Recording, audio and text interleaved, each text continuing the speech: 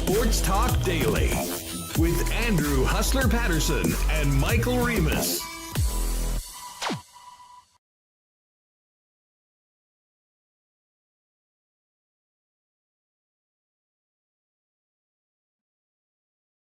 Hey, what's up, everyone? Welcome to another edition of Winnipeg Sports Talk Daily. Huss and Reem with you. And we have a banger for you today, a packed show here in late July. Just in the past half hour, Dylan Samberg, fresh off signing his 3-year extension with the Winnipeg Jets, spoke to the media. We will hear what number 54 has to say on the 3-year extension in just a minute. And we've also got big news on a very shaken up Bomber roster for tomorrow night's game against the Toronto Argonauts at Princess Auto Stadium. Some big changes on defense, some big holes in the offense, starting with Zach Collaros not starting a QB. We'll have Chris Strebler leading the way. So we'll dive into that and hear a little bit from Mike O'Shea as well. Moving forward into the program, really looking forward to this, an extended sit-down with former captain Blake Wheeler, who had just retired officially from the National Hockey League a couple weeks ago. So we'll sit down with Blake, talk about what's next for him in life, hockey journey, and of course talk about some of the highs and lows during his time as an NHL player, particularly right here in Winnipeg.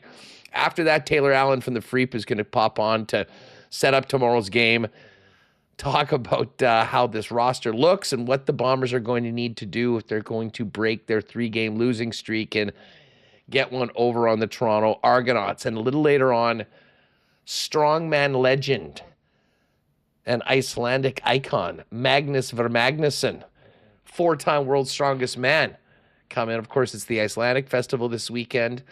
The Magnus Strongman Classic happening at noon at Gimli. We'll talk to Magnus a little bit and find out what everyone can look forward to out in Gimli on the weekend. Jake Bolin Moss will pop on. We'll have the latest on the Major League Baseball trade deadline, what the Jays have done, what they haven't done, as well as take a look at the Coolbet lines a little later on. So we have a banger for you, folks. I'm glad you're all with us. Just before we bring in Michael Remis, huge thanks to our sponsors that make the show happen each and every day, our partners at Coolbet Canada, Princess Auto, of course, St. Mattel Dental Center and Manitoba Battery, Rolly's Transfer, Canadian Club, Aikens Lake Wilderness Lodge and F Apparel, Royal Sports, Boston Pizza, Little Brown Jug, the Winnipeg Gold Eyes, Breezy Bend Country Club, Assiniboia Downs, and we will get to a Why Not question of the day for Not AutoCorp, but Waverly and McGillivray, and of course, fan feedback brought to you by fansfirst.ca. Welcome to everybody in chat. Great to see you all. And welcome back to you, Michael Remis. What is up? Hey, I'm in a great mood. Yeah, really pumped to have Blake Wheeler on today. Very, very cool. I mean, Winnipeg Jets legend, all-time leader in games played. Points, assists. Played here for a long time. Officially announced his retirement last week. Was welcomed to the alumni, so I hope to see him more around Winnipeg, and so I'm looking forward to that. But also Dylan Samberg, finally heard from him today. And the Bombers, really excited to have Taylor Allen on as we get some insight into these depth chart changes. Notably, Zach Collaros not in. It is Chris Strebler starting, and we thought it was Dylan Mitchell time, but it is not. Not in. He's on the practice roster, and they're starting...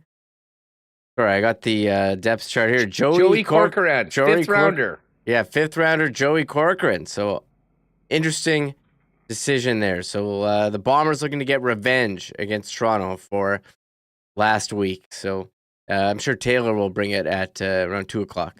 Yeah, I mean, just listen, before we get into the Samberg, here is the way things stand for the Bombers going into tomorrow, courtesy of our good friend Eddie Tate. A pile of changes for the Bombers this week. Chris Strebler is in at QB. Zach Collaros moved to the 1-game injured list. It will not be Dylan Mitchell getting a chance to play. It's Joey Corcoran coming in at receiver. Eric Lofton is in at left tackle. Retta Cranby is moving to safety. Jamal Parker is moving to corner. And Michael Griffin is now the dime back. Terrell Bonds stays in the starting lineup. Bridges moves out. Running back Quentin Cooley, linebacker Jonathan Jones, DB Jake Kelly, and Chase Artapois, the third stringer, I guess, practice squad quarterback, and Gavin Cobb are all added to the roster. So it is going to look different, particularly on defense. And Chris Streveler is going to be entrusted in moving the football and taking this team back into the win column tomorrow night, Princess Auto Stadium, 7:30. Very much looking forward to it. But before we kind of dive into all of that, and we do have a couple clips. Actually, do you want to just why don't we just bang off the Mike O'Shea ones right while we're talking Bombers right now, and then we'll sort of dive into it. Because Mike O'Shea did speak yesterday, although the team did not have public practice, and hit a number of things, including the likelihood that Zach Collaros would not be playing. Remo, why don't you just tee up these clips? Yeah, here's number 8, Mike O'Shea. Just when he was this was the clip of him just being asked by Taylor Allen, does he expect Zach to play in this game tomorrow? Do you expect Zach to play on Friday? No, I don't, as a matter of fact. Do you expect him to be out for a while? Or No, not for a while. I know you guys can't look like a future Hall of Fame quarterback every game of their career, but you look at these last 3 games. Just what have you seen with Zach, and why has it been kind of the way that it has been with him? Once again, I see an entire team, that has taken turns making mistakes.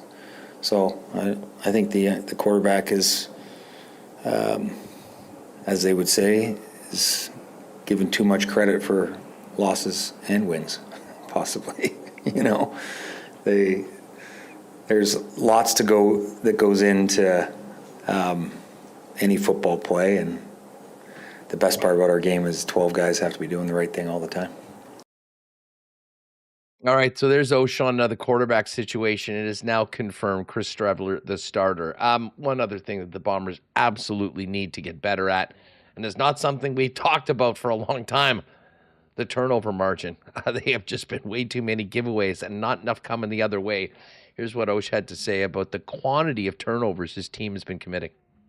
Yeah, I think once again, I think if you understood how the play was supposed to work, you would maybe have a different opinion on every single turnover. You have to look at each one, based on the merits of that particular play and all the things that go into it. I've said it so many times, if there's something that turns out to be catastrophic, more likely than not, there's several things that have happened. All right, so there's Coach. And one other note, just speaking while we're talking about Mitchell here. Am I reading this right, that he's now to the practice roster, Reem? That's what it said. I think I was looking at...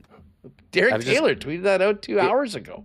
Yeah, so I'm just following what DT is saying, and Jeff Hamilton noted on X, and Jeff will join tomorrow, said he talked to him just on Dylan Mitchell. He said Dylan Mitchell was good enough to be a splashy offseason signing, which included flying him into Winnipeg and giving him a $60,000 signing bonus. But he's not good enough to crack the roster over the Bombers' 5th-round draft pick. Can't think this is sitting well among players. And I'm excited to have Jeff on tomorrow. And you and Jeff give all your CFL takes for this week, which begins tonight.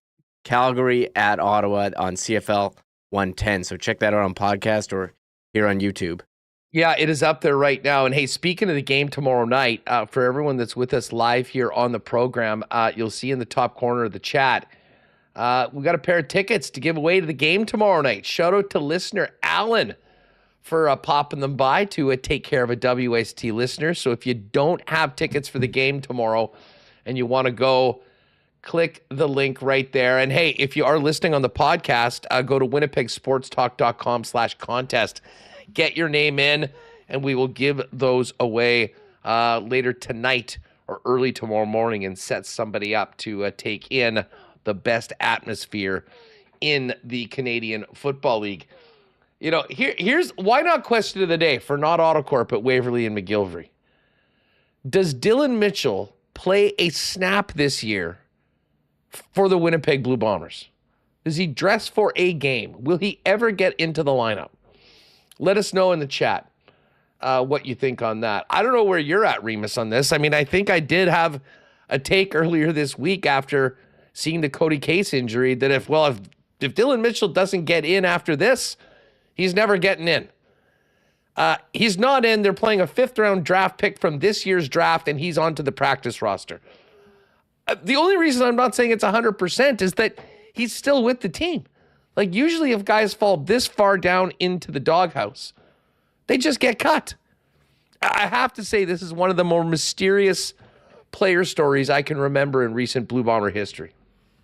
Yeah, Dylan Mitchell was, he was a good receiver when he was on Edmonton. He's a guy who can make plays in an offense that's struggled, that's missing Dalton Schoen.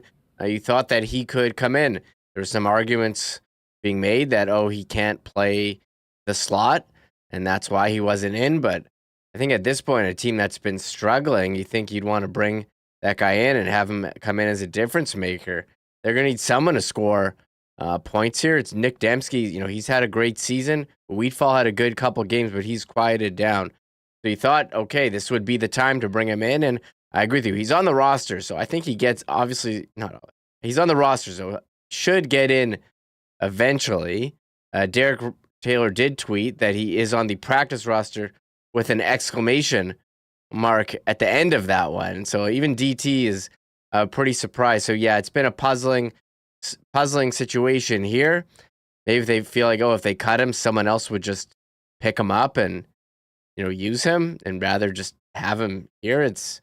I see some people in chat referencing when they signed Darian Durant, and he took his bonus and then retired. Isn't that what happened? Yeah, he just straight up screwed the Bombers. That's what Durant did.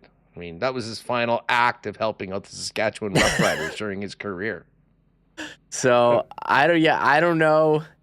I don't know what to make of this. Maybe Taylor's got some more insight, but this is something we've been talking about all year because he was a big signing in the offseason, as we just mentioned, a huge bonus. They flew him in and hasn't been able to get on the field. And he thought he would be an impact player on a team that lost Kenny Lawler, and you've seen what he's done with Hamilton. He's been incredible. I mean, when a guy is usually in the situation that Mitchell's in, they just cut him. But listen, as Jeff just laid out, I mean, they flew him in for their big splashy press conference. They gave him $60K up front. I mean, I guess it would be somewhat embarrassing if the guy never plays and they just cut him loose. But I would say the same thing about the fact that you paid this guy this much and he can't get into the lineup right now. So I don't really have any answers on this one. We will ask Taylor Allen later on today, but that's how things are shaping up for the Bomber game tomorrow night. Taylor Allen a little later on today on the program. But, of course, the big news yesterday in these parts was a 5:25 a.m. tweet from our pal Murata Tesh that Dylan Samberg was not going to arbitration, and he and the Winnipeg Jets had agreed on a 3-year deal, which will pay him $4.25 this year and then $6.5 next year and the following year, eating up 2 years of unrestricted free agency, but still putting him on track for another contract at the age of 26 years old. And Dylan Samberg got in front of the microphone today, zoomed it up after getting back from Toronto, where the hearing was supposed to be taking place, and spoke earlier today. Let's hear from number 54. Here's Dylan Samberg on his deal. Obviously very excited about it. Excited to be back in Winnipeg for 3 more years. There's some nerves that go into it, especially as you get down to the deadline and whatnot. But I'm glad we were able to agree on a deal and get things moving forward. Now, I think I said a couple times on the program, and this was a lot because of everything we've heard from the likes of the L.A. Friedmans of the world and, all of the local media that are pretty tied in, that this would not be problematic getting done. There was a real will on both sides to get some sort of a deal done. I think that made everyone believe it would be a longer-term deal. But as we laid out yesterday, I think there's a lot of reasons from the Samberg side particularly to think that, the 3-year term made a lot of sense right now with what's happening with the cap and where he could potentially be in his career in 3 years from now. But there was quite a process, and there was a potential hearing which created that deadline, if you will. Samberg talked about just the process leading to the hearing and answered the question that I was wondering on the show. Did any of these guys actually even go to Toronto? Here's what he had to say on all of that. For the most part, the off season, I was back here in Duluth, and then took off for Toronto on Monday night late. And it was all new for me in this sense. Like, I'd never gone through a process like this, so there's a lot to learn, which was, but it was cool to learn it all. And then we eventually agreed on a deal that Tuesday night before the hearing. So it was good. So you got a day in Toronto and then got a deal done and didn't have to go through a process that nobody wanted to be a part of, I'm sure, from the Samberg side or from the Winnipeg Jets. Now, I guess the question from so many is, was the term. He's certainly got fair market value, I would say. We kind of went through that extensively yesterday. Here's Dylan Samberg on the length of the contract, which of course is 1 year of RFA and 2 UFA years, 3 years total. You always want to have longer term. Everyone wants that, but sometimes it just doesn't work out that way with, both sides just can't agree. And, with the 3 years, I still have some time. I have 1 year of proving myself, and I want to continue to add more years onto that and prove that I belong here. And I'm excited to do it in Winnipeg for 3 more years. And, hopefully later down the road that continues to go, and I can stay there longer. Yeah, and listen, Remis, that's something that I think Jet fans, want to hear. I mean, I kind of laid out the scenario yesterday, after hearing that it was a 3-year deal, just with the timing of this, with the cap going up and where Dylan will be in 3 years, that I would almost suggest that it's more likely with him doing a shorter deal that he now could very well be a Jet for life, because I think that lines up with, a long-term deal that takes him well through his 30s. And, presumably as long as he's still playing at a really high level and continuing to grow. And, to me, this really was the best of both worlds for Samberg from his perspective and certainly his agent's perspective. I think it gives them the potential, if he continues to trend the way he has, to be paid amongst the best in the league at what he does. Not that he isn't for the 2 years of unrestricted free agency that, God, as I mentioned, he's going to be getting a little bit more than Jacob Slavin, who really is the standard for players of that prototype. But the fact that it's done at 29, presumably if he's in the same situation that he is at that point, the Winnipeg Jets will probably have to pay a little bit more, but we'll be more than happy to do that on a long-year deal, as he just alluded to. Has set himself up pretty well here.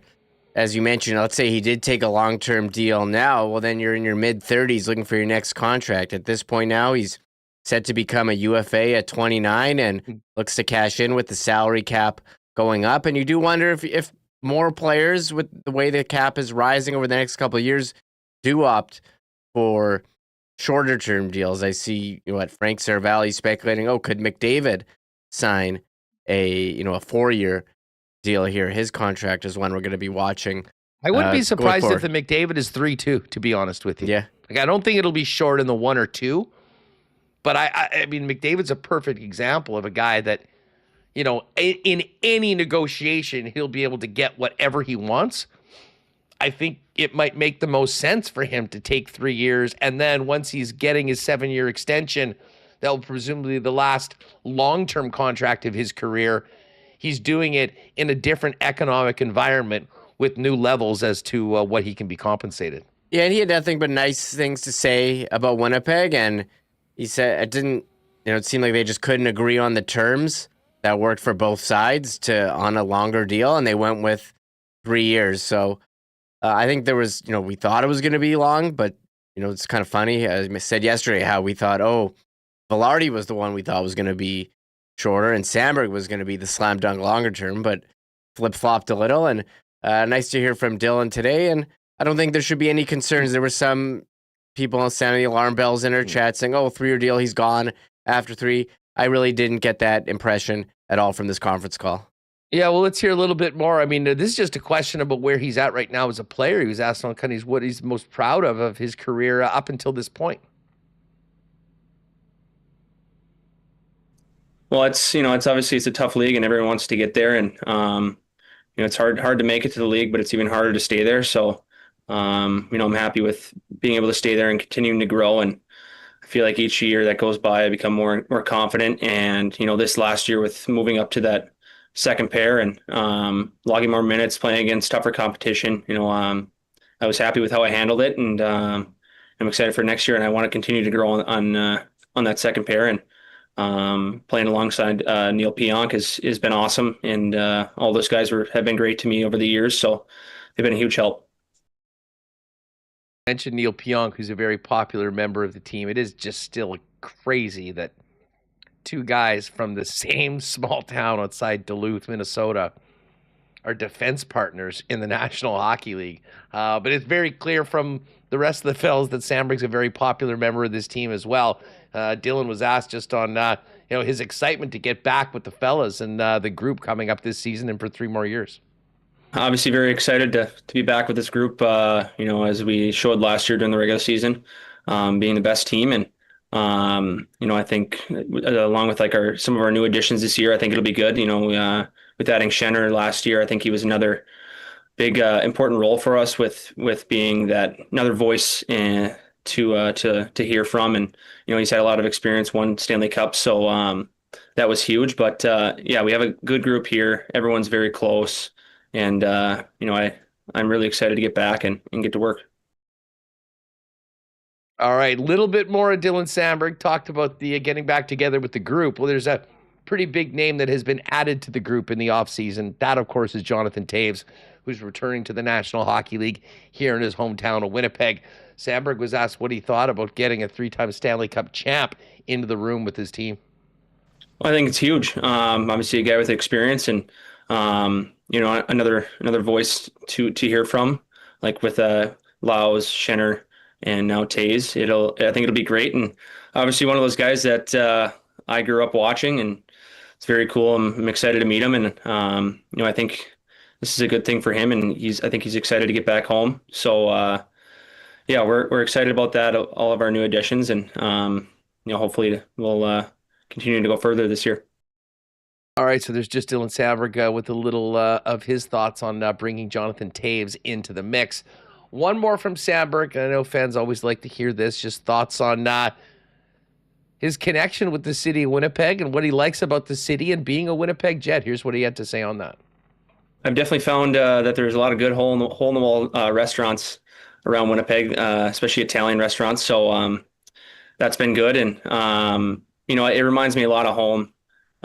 Just less trees up there, but everything, the weather's the same from where I grew up, and everything's pretty much the same, and everyone's really been nice and welcoming, which is great. And and then looking forward to the season. I mean, I think we have a really good group here and a really good chance at making something special. And I think we proved that last year during the regular season, and getting past that first round, I think was a huge stepping stone for us. And I'm excited and really looking forward to next season. All right, so there it is. Dylan Samberg of the Winnipeg Jets, fresh off signing a 3-year extension with the club, meeting the media earlier today. And Reem, I have a feeling I think I might have some company at Canada Life Centre next year and see a few more 54s in the stands now that Dylan Samberg has extended. Still one of my greatest purchases, in fact, from the locker room sale at FanFest. Was it 3 years ago? To get that done-up Samberg jersey. That was the jewel, and I always get comments on it when I wear it for our WST nights. Yeah, you do have the game-worn Samberg with the X, the 10-year patch. Now this year, it's the 15-year patch as well. So early adopter on the Samberg train. You were there early. I see Donnie Boy in chat is pumped that his Samberg jersey is good for another 3 years. But look, I'll be honest, even if he wasn't on the Jets, I think you could still rock it as a vintage look. But, hey, nice to have that security. People like that security when making a jersey purchase, that the player that they purchase will actually be on the team in the future. We know he will be with the Jets 3 more seasons. I see our pal Gitch is in chat saying, yes, there's good Italian spots. I did see a video on Instagram of the Gitch going for a world record of folding pizza boxes the other day. Quality content, Sean. Keep it coming. And I do see Mary Jane asking when Jets Fan Fest date is this year. Now, it has not been announced, I don't believe. It has not. But based on previous years, with when they have had it right near the start of training camp, I expect it. Again, this is not an announced date, but I would expect it to be, what is that, Saturday, September 20th, Remis? I think we're looking at? I looked the last couple of years. It's that third week of September, and you look at the Jets preseason schedule. Here, let me pull it up here. The first game is September 21. That's a Sunday, and it's usually right before that. So that first game is at home on the 21st against Minnesota. That's a 4 p.m. start. I'm guessing September 20th. That's not official, but it was like the 23rd 2 years ago. And I think it was the 21st last year. So that would be our educated guess. And the plan is, we'll have updates on you when that date is confirmed, but I would imagine that we'll probably, hopefully, kick off the season with all of you as we've done for the last couple of years, doing a special show out there, following a legal curve and getting out, taking a part of what is always a really fun day with Winnipeg Jet fans at FanFest, and hopefully see you, Mary Jane, and everyone else that comes out to be a part of it. All right, well, that's the big news of the day. Of course, Dylan Samberg speaking to the media post signing his 3-year extension. But coming up in just a minute, we're going to welcome in the longtime captain of the Winnipeg Jets, Blake Wheeler. Oh, talk about hanging him up. I was going to say, we just got a big announcement. Speaking of jerseys, the Winnipeg Jets just announced some new jersey numbers, Huss, on Facebook. We were wondering, do you want to get this? Yeah. So how many new players are there? Before you, let me see if I can take a guess. There's a bunch. Well, Gus Nyquist is in there. Billy's got a new number. Parker Okay, Ford. well, that means Gustav Nyquist is probably wearing 14 then, right? That is correct. Gustav Nyquist is wearing 14. Here it is. Gustav Nyquist. Gustav Nyquist, 14. Ville Heinola goes from 14 to what are the open numbers in the 20s? 22? Well, he can't be 20. I think Hayden Fleury's 24. He's 34. Billy Heinola is going with 34 this year. If you got a 14 Heinola jersey, it's vintage now. That was he 34 with the Moose? I don't recall. He was 30-something with the Moose. I will say that. All right. Okay, so next up. Now, Gus has a new number. Yes. 41. Yeah, you nailed it. Nailed it. How did you Come know on. that? Yeah, why'd you say 41? I was tipped off to that one. I can't take credit for that. Okay. I was asking him, like, hey, what number is Gus gonna wear? I said 41. I'm like, 41? Yeah, it's 41? What did he do to deserve that? There was no better number than 41 for poor Gus. Gives up his number for Jonathan Taves and gets. Hopefully he picked that one, because that is a training camp number if there ever was one. Luckily, he's got some NHL experience. Yeah, and Connor's in chat. He says he was 34th at Mooseville, and 41 for Gus. That's a big downgrade from 19. I don't know what he's got. Doing what it takes to help the team, I guess. Yeah, that's a downgrade. Sorry, Gus. 41, that's a rough one. That's a rough one. And you want to hear the new guys before we get to Blake Wheeler? I'm sure everyone wants to hear from. They don't want to hear us talk about jersey numbers. They want to hear from the former captain. Tanner Pearson, 70. No surprise there. He's worn that in the NHL before. Yeah, he's worn that before. And who? Parker Ford's 25. Wasn't he like 70 something before? I forgot. And then Cole Koepke is, what was he? I don't know. Cale Clegg, 56. The Marco Dano. Good call, Marco Dano. Yes. Walker Dewars, 71. Cole Koepke's 45. Was that the Mark Scheifele rookie number? Good call. Yeah, there you go. Yes, Pulling these out. rookie year training camp in preseason, 45 before he became the 55. Yeah, okay, who? Isaac Poulter, 30. Samuel Fagemo, 16. So, yeah. So, Phyllis, I expect the Gus Bus to be sporting a new Rolex or maybe driving a fancy car for exchanging numbers with JT. And then Lori, Gus just wanted a number that he felt he would never have to give up. Yeah. Good one on that one, Lori. Good one on that. All right, so there you have our new the new numbers for the Winnipeg Jets. But yes, captain for longtime Jets captain Blake Wheeler, how about to join us? Hey, before we do that, a big thanks to our friends at Rolly's Transfer for their support of Winnipeg Sports Talk. Folks, if you are planning on a move for you and your family, lean on our friends at Rolly's, who've been doing it for over 60 years, family-owned and operated, the most trusted name in moving in Manitoba. And what you're going to want to do is go check out their great new website. And in the top right corner, click on Request an Estimate. Throw in the promo code WST to let them know you're a WST supporter. They'll hook you up with a special discount on moving services and moving supplies. And then let them know when and where you're planning on moving and what needs to be moved. And the friendly staff at Rolly's will turn it around quickly with a great quote and get you locked in for the white glove treatment and service that Rolly's is famous for now into their 7th decade. For all your moving needs, make it Rolly's. Find out more, request an estimate today over at Rollies.com. All smiles with our friends at St. Patel Dental Center. I believe it was a comment in the chat that just said, I'm locked in I'm officially a patient of Dr. Terry and the gang at St. Patel Dental Center. We've had so many WSTers that have popped by thinking that, hey, this is a great place to get their teeth done. And I've all had so many great feedback and experiences. I can tell you as well as a patient of Dr. Terry, they do a great job. What's really great is they got a beautiful new facility at 167 St. Anne's. Convenient free parking right behind the building. State-of-the-art equipment and a friendly staff that'll take care of you from start to finish with everything from cleanings and checkups to things like dental implants.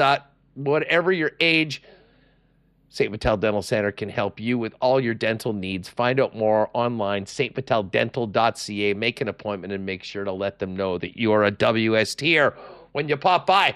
Hey, we got the long weekend here, folks. And you know what that means. Great time to pop by and stock up at your local Manitoba liquor marts. Make sure you check out and keep your eyes out for the drink of the summer. The new Canadian Club Pack. We were loving the pre-mixed cocktails of the Canadian Club and ginger ale. Well, now it's got company. CC and ginger still there. Make way, though, for the CC half and half, lemonade iced tea, and, of course, the Canadian Club Citrus Smash. That is available for you in 12 packs, 4 of each. Not to mention, while you're at your Manitoba Liquor Marts, keep your eye out for the special Winnipeg Blue Bombers label of Canadian Club, the official spirit of the Winnipeg Blue Bombers. Pick that up at your local Manitoba Liquor Marts and make sure to keep your eyes out for Canadian Club and all the great Suntory products throughout Princess Auto Stadium when you're at the game tomorrow. And hey, as it is the August long weekend, one of the best of the year, make sure you got your batteries ready, folks. Are you boating? You heading out camping? Going to get on an ATV or a jet ski? You got to have batteries for that. And Manitoba Battery is your local option where you will save big money, beating the pants off the big box stores, as much as $60 a battery, also while taking advantage of the best customer service in town from Manitoba Battery. 2 locations, Logan Avenue or Dovercourt Drive in the south end of the city. But you can also just holler at them on the phone or order online at manitobabattery.com, and they'll go the extra mile and deliver those batteries to you for free anywhere inside the perimeter with any purchase over $60. It is just that easy. So shop local, save money with Manitoba Battery for all your battery needs. Order online at manitobabattery.com. All right, Taylor Allen a little later on, 4-time world's strongest man, Magnus Ver Magnusson, but a very special guest joining us now for the first time since announcing his retirement, longtime Winnipeg Jet captain, Blake Wheeler. Blake, it's great to have you back on the air in the Peg on Winnipeg Sports Talk. How are you? I'm doing great. Thanks for having me. First things first, I guess, congratulations on the retirement. The announcement came out a little while ago after not playing. Tell us about the decision and finally saying, yeah, that is my NHL career is in the rear view. Yeah, I've known for a long time. I think, after my last year in New York, I knew it was my time. My kids are getting older and wanting to spend more time with them and just feeling like I'd kind of given everything I had to the game. And, it was just my time to step away. At the time, it didn't feel like a pressing or urgent need, to announce anything. And then, just sort of organically, I guess it kind of came out doing an interview such as this. And, but I'm happy to have it out there and be moving on. I'm thrilled about the next phase of life. What was last year like for you? I mean, was there still a thought of potentially playing if an opportunity came out, or was it just a matter of starting the process of moving on from pretty much everything that you'd known as a professional for all those years? No, like I said, once I got hurt, I kind of had it like mentally in my head that, maybe there was someone was telling me that it was time to move on. I'd been so lucky in my career, to not deal with many injuries. And then when that happened, I just kind of knew that it was maybe going to be my last year anyway. And then, I was lucky enough to come back and, we made it super deep and ultimately lost to Florida. There was maybe 24 hours after Florida won the cup the first time, after my last year that I was like, maybe go back into it. And that came and went pretty fast. So, no, the last year has been great. A lot of time with my family, a lot of time, coaching all three of my kids' hockey teams, all the things that I've wanted to do, I've been able to do the last year. So it was a really great year. The last year with the Rangers, of course, was marred by that really ugly leg injury. And I mean, you had been basically an Iron Man for the Winnipeg Jets throughout your career.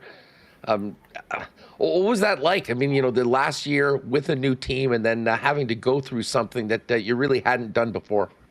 I think what was a bummer about it was it was probably, the last 2 or 3 weeks there with the Rangers, I was starting to feel like myself again. I think just with all the new changes, being on a new team, feeling a little bit out of sorts, it's tough to be with a team for as long as I was in Winnipeg. And you just have so much, things that you're comfortable with. Just, you don't really have to think about those things. Then you go to a new organization, new situation, new roles. And, I kind of felt like a fish out of water for a long time. So I was starting to feel like myself again. My game was starting to feel good. And then, the injury happens, which was, that was a bummer. Cause like I said, we had a really good team, won the President's Trophy. I thought we were going to have a really good chance to maybe, go on a deep run. And, it was just bad timing. Blake Wheeler's with us on Winnipeg Sports Talk, fresh off the official retirement announcement. When you look back at, your NHL career, the majority of it is going to be right here in Winnipeg. How now you're removed from the end and, we're, thinking back to, the career overall, how will you look back on your time here with Winnipeg, with the Jets, and also as a very important member of this community? Yeah, I'm incredibly proud. I mean, Sam and I feel so lucky that we were able to be in one place for as long as we were, and we're so proud that it was in Winnipeg. We had no idea what to expect when we came up for the first time. Neither of us had ever been to Winnipeg.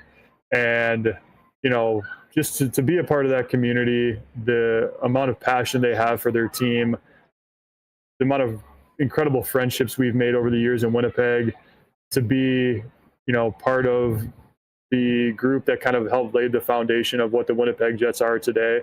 All those things, we are so proud of everything that we were able to be a part of in that community, and still get to come back and see all of our, best friends in the world that are Winnipeggers. We watch that team with a ton of pride now. All the great friends I have that are still a part of the Jets, whether it's the organization or players on the team.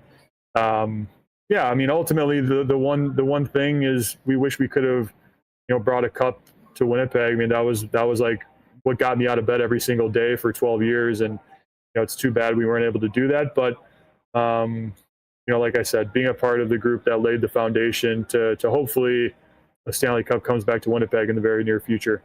It's so crazy to think about this. There's a 15-year patch on the Jet jersey this year, and that's how long it's been since the team came back in 2011. But let's rewind. I mean, you're still a young player, just established, but 3 years in as a full-time NHLer. and then the Atlanta Thrashers moved to Winnipeg. I mean, what do you remember about that summer before you and your teammates came here to start this new chapter with the Jets? Yeah, personally, it was quite a whirlwind. I had just been traded from Boston to Atlanta, so I was kind of going through my first, a big move in my career. So that was, sort of just like an uprooting in and of itself. And then, we go from Atlanta to Winnipeg, and same kind of thing. It's, the whole team's moving together. But, Sam and I were it was a whirlwind, just getting our, setting, bearings in two new places kind of within a few months of each other. But like I said, from the moment we stepped foot in Winnipeg, the excitement the community had for having a team back, I think it just gave not only myself, but our entire team such a boost of excitement that I think maybe towards the end of the time in Atlanta was lacking a little bit. Just there wasn't much buzz around the team. The team hadn't, really had much success over the years. So, when we came to Winnipeg, we felt like kings of a town that just, was so thrilled to have a team back. It was, there was a honeymoon, but, the team did progress quite a bit over those first few years from a team that, wasn't a playoff team to making it in for the first time in that series against the Anaheim Ducks. I always love talking to guys that have played here in the market about their first experience with playoff hockey here in Winnipeg. I know the series was incredibly tight. It wasn't long, but what do you remember about skating out in front of the whiteout for the first time as a member of the Jets? And we really felt like the NHL was back here in Winnipeg. Yeah, I'm literally getting goosebumps right now thinking about it. I just remember when I skated out, our building just looked so different. I had played a lot of games in that building up until that first game, and then skating out there, everything looked different. All the people in white, it was full for warm-ups, and I felt like my feet didn't touch the ground, the entire game probably. It just was one of those experiences where you felt almost out of body. It's too bad we ended up losing that game in overtime. And to your point, I think statistically, we kind of won the series. It was we led for most of that series. We just we hadn't quite learned how to win the big games yet. But it was a great taste, and I think for our group, it was like real motivation for us to try to take another step. As an organization, hadn't won a playoff game yet, and to get into the playoffs and get swept, it lit a fire under our group for sure. Hey, as one of the leaders, right around that time previous to it, of course, there was a coaching change and Paul Maurice came in. What do you remember about Paul coming in, and how did that change the trajectory of you and the group? Paul walked in our locker room the first time and took his glasses off. Said, "Gentlemen, my name is Paul Maurice, and I'll be your head coach." And you could have heard a pin drop in that room. He just has such a presence about him. You guys have seen Paul enough, whether it be, in front of you in the media in Winnipeg and even now in Florida, just the way he commands a room. There's no mistakes with Paul Maurice. Everything is very calculated. He's incredibly bright. From a player standpoint, every day had a purpose. He was well thought out. There was no wasted days. If you got a day off, there was a reason behind it. So we just felt incredibly prepared. I think that was a big shift for our team was just how prepared we were every single day. And Paul just has a way of getting the most out of his players. The motivation for every game. Game 57, in January, February can feel very monotonous in the course of a season, but he finds a way to make it incredibly meaningful and light that fire under the team every single day. I'm interested to know about becoming captain. How did it happen? And as a player that was already a very important player and a leader on the team, how does that change your relationship with the head coach when you get the C put on your chest, especially in a market like Winnipeg where the hockey is so important? Yeah, I think my leadership had progressed, over the years, and I was very fortunate to learn a lot from Andrew Ladd. Ladder, he and I lead in different ways, and I learned a lot from him. I was lucky to, be one of the alternates while he was the captain, and I just soaked in how he led.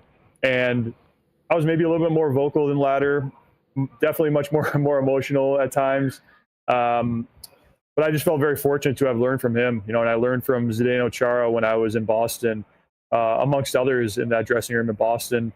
And, even in Winnipeg, we had guys that I was able to learn from, in those first few years. So, I think the timing was right. And when Ladder moved on, I'd progressed and was ready for that responsibility. And, between Chevy, Chip and Paul, they felt comfortable with me. And I obviously was incredibly honored to wear the C in Winnipeg. So, my relationship with Paul has always been incredibly close. We spoke all the time. He wanted to get a pulse on the room, just kind of what the guys need. And I think I was kind of the middleman between, the players, the coach, just trying to communicate where the guys were at, where the energy was. And I think that was incredibly important to our success over the years, was our relationship, because when times are bad, we were able to hash it out and regroup and get the most out of the group every single day. I mean, I know that it was pretty clear that you wore the C every day with a lot of pride, but what was the job of being captain like? How did it change, and was it challenging at times? Yeah, I would say there's a honeymoon phase where everyone loves you and you can't do any wrong. And, I think my play, was strong, so I was able to back it up. So it was, for a long time, it was a lot of fun. It was great. I mean, especially those years where we were super good and contending. It was a blast. And even the years where, it started getting more challenging in the end, like I still, it was a war with a ton of pride. I would say that, probably after that series we lost to St. Louis, things started changing. The personnel in our room changed, in a big way. And I just don't think the expectation changed with that. So that's where it started to get challenging, where, the expectation was to contend and maybe, from a personnel standpoint, we weren't in a place to contend anymore.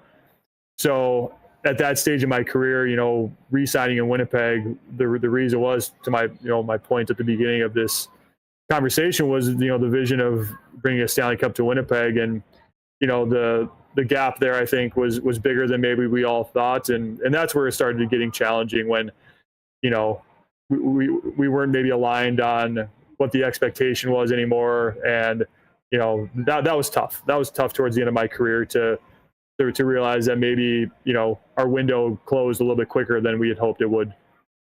Well, it was certainly wide open in 17-18, and the team made it all the way to the conference finals. I mean, I know I've heard you speak before saying there really was a belief, certainly I think in the city, but also in the room, that you guys were the best team in the National Hockey League. I mean, what do you remember? Because there were so many highs of that playoff run, but obviously it ended prematurely as to what the goal was. I mean, that was a year, I think it was a coming out party for our organization in a lot of different ways. And I think what I remember from it was there was always kind of this like cautious optimism all year of, are we as good as we maybe think we were? I think from the media standpoint too, it was like, are you guys that good? I remember going into that playoff series against Minnesota and, with a young core, young group, like, can you guys go all the way? We had never won a playoff game as an organization going into that Minnesota series. So I remember winning that first game and just the huge relief from our group that we didn't have to answer that question anymore. So along the way, it was just checking a lot of boxes of, like, we were kind of proving it to ourselves and to everyone every single day with our goaltending, with our D-core, and then supplemented with our forward group. Like, I think with every single player in that room, with like every bone in our body, we believed that we were going to win it that year. So it was pretty demoralizing the way it ended against Vegas, because, get off to a great start in that first game at home. And even throughout the rest of the series, maybe minus, game 5, even game 2 and game 5 were close games, but the games in Vegas were the ones that got away, because, we felt like we controlled a lot of those games, and just, Marc-Andre Fleury, did what he does. Blake, I mean, the team returned next season with, still, I mean, a stacked roster, very high expectations in the 2019 season. And in and around New Year's, I mean, you were right there at the top of the standings. And then the second half went poorly, and the team was bounced in the first round in a very tight series against St. Louis. Where did things sort of fall off the rails? And when you look back at that season, I mean, where Where did things go wrong? Because it really seemed like the window was very much open again that season with a little more experience, but it just didn't work. Buff got hurt pretty bad that year, and I think that gets lost in the shuffle a bit, how important he was to our team and to our success. And, when he got hurt, Troop stepped in and did a phenomenal job, both on the power play, kind of taking over that number one role, but still, like, Buff's Buff. And when he was on the ice, he just commanded such a different level of respect and presence from our team. So I think that gets lost in the shuffle a bit. Like, when we lost him, we definitely slid a little bit. We weren't quite the same team. And then when he came back, I don't think he was 100%, so that hurt us. That is a clear thing that you can point to in that season of, I think, when things started to shift a little bit. And I think through that slide, I think our morale was maybe damaged a little bit too. We regrouped pretty honorably in that St. Louis series, being down 0-2, tying it up. And I mean, we were up. It was either 2-0 or 3-0 at home in Game 5, and if we win that game, you just never know what could happen, right? So there's all these little moments throughout playoff series or even through seasons where, coulda, woulda, shoulda. You don't know how it's going to end up, but that, to me, when you talk about that 2019 second half, that was a pretty clear blow to our team when we lost Buff. Listen, I could probably ask you a million things about Buff and talk for 2 hours, but a player, a teammate, when people ask you just off air, hey, what was it like playing with Dustin Byfuglien? Where do you even start? The headline I would put on that is like, in Buff's prime, I would have traded him for anyone in the entire league. And I say that with complete confidence because there was nobody like him. You don't really realize what you have in a player until they're gone. And as a right winger, when I'm on the ice with Buff, yeah, he gave me headaches sometimes. I played a lot of right defense when he was up, leading the rush. And he was a bit of a wild card. And I gave him a hard time when we played together. I called him a midfielder. He didn't really play forward or defense. He was kind of somewhere in the middle all the time. But yeah, just how his hockey sense, his vision, how easily he broke the puck out, the little plays that he makes that people don't really see. I mean, people see the big hits and the physicality and some of those highlight moments from Buff, but his hockey sense was a 10 out of 10. And he just made everyone's life, for the most part, so much easier. So we missed him a ton when he retired. And obviously that's one of those moments that no one really saw coming. I mean, you're the captain of this team. You've still got a real good squad. Expectations and hopes are high. And he's done the first day of training camp. I mean, what do you remember about that, and how much of a shock to the system was that, not just for the captain, but for everybody in the room? Yeah, it was demoralizing because, like I said, you just can't replace Buff. And I think his injury was worse than he let on. And I don't think he came back 100%. And I don't want to speak for Buff, but it certainly hurt. When you lose a player of that caliber and you're not really able to replace him, I mean, that leaves a big void in your decor, and keep in mind from 2019 until that next season, with Buff retiring, we lost Troops, we lost Tyler Myers, we lost Toby Enstrom, we lost Ben Sherratt. That's 5 of contending decor. That makes it really tough. So that's kind of what I talk about when you turn the page on a group that was contending for a Stanley Cup for a couple of years. It made it really tough. Blake, one of the things that always comes up when we talk about you and your career here in Winnipeg is just the Iron Man nature, the fact that you were in every night. I don't know how many times on this show when we've been talking about you, I've gone back to that game late in the season in Dallas. I want to say it's 2014. Happened to be there where you got ran into the side of the boards when the door was open. I mean, it looked like an incredibly serious injury. The team's playoff hopes were technically alive, and we're worried about the offseason, if you're going to be able to play next year, and then you roll out about 3 minutes later with the season on the line and finish that up. I actually personally thought, and I remember saying on the air the next day, I think we just saw without a doubt who the next captain of the Winnipeg Jets was. Do you remember that incident? How was it like to get back on there? Why did you do it? And just maybe a little thought about playing through as much as you did to be able to put up 82 games over and over again. Yeah, there's a lot of layers to that, and I think it's just if you're able to play, you play. You know, this league is so competitive, and how I started in Boston, and then I was given this opportunity in Atlanta and Winnipeg, and you just don't want to ever miss time, because you miss time, players are too good, and you lose your spot or whatever it might be. So I guess I just got into this mindset that if you're able to play, you play, and it became really, really black and white. Like, when I got injured my last year in New York, like I couldn't play, right? You stand up and your leg's gone. That means you can't play. Anything short of scenarios like that, it's you try to find a way. And that incident in particular, we went to the back room and got an X-ray, and it looked good. And so I just let's go. Like, what are we waiting for? And I think that was just the mindset. I just wanted to be out there. I had a incredibly horrible case of FOMO. I didn't want to miss out on anything with the guys, and above all else, I just loved the game, and I loved being out there with my teammates. So anything short of like a no-brainer, you can't play, I was going to try to give it my best. Well, the other one that I got to ask you about is a rather infamous injury against the Nashville Predators. We'll call it a mid-body injury. How the hell did you finish that game? That was the most pain I've ever been in. I went back into the dressing room, and I was on all fours for probably 10 to 15 minutes, kind of in between like throwing up and passing out. And you're just kind of waiting for it to go away. And finally it did. Like it kind of started feeling better, and it was in between the second and third. Without getting too graphic, I had to pass a couple of tests to make sure there wasn't anything, any blood in areas there shouldn't be.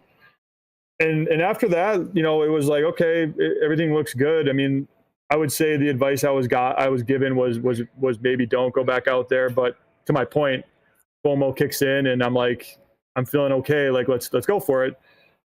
And so I was ready to go to Vancouver with the team the next day. And luckily enough, Rob Millette was like, let's get an ultrasound done just to make sure there's nothing wrong. And sure enough, there was. So yeah, I mean, Jamo shoots that puck hard, I got to tell you. And I wouldn't wish that on my worst enemy, but you play long enough, and things are gonna catch you in places you don't want it to. And like I said, luckily enough, the Jets medical staff is first class, and they take great care of you, and they were looking out for me there. Longtime Jet captain Blake Wheeler with us here on Winnipeg Sports Talk. Blake, the 1 year that you didn't have the C at the end was that final season. Obviously very different than your other years in Winnipeg. How challenging was that for you personally? And was the end somewhat amicable between you and the team? Was it the right time when you look back? Yeah, without disclosing too much, I just have too much respect for Chevy and Chip to get into everything that had happened. But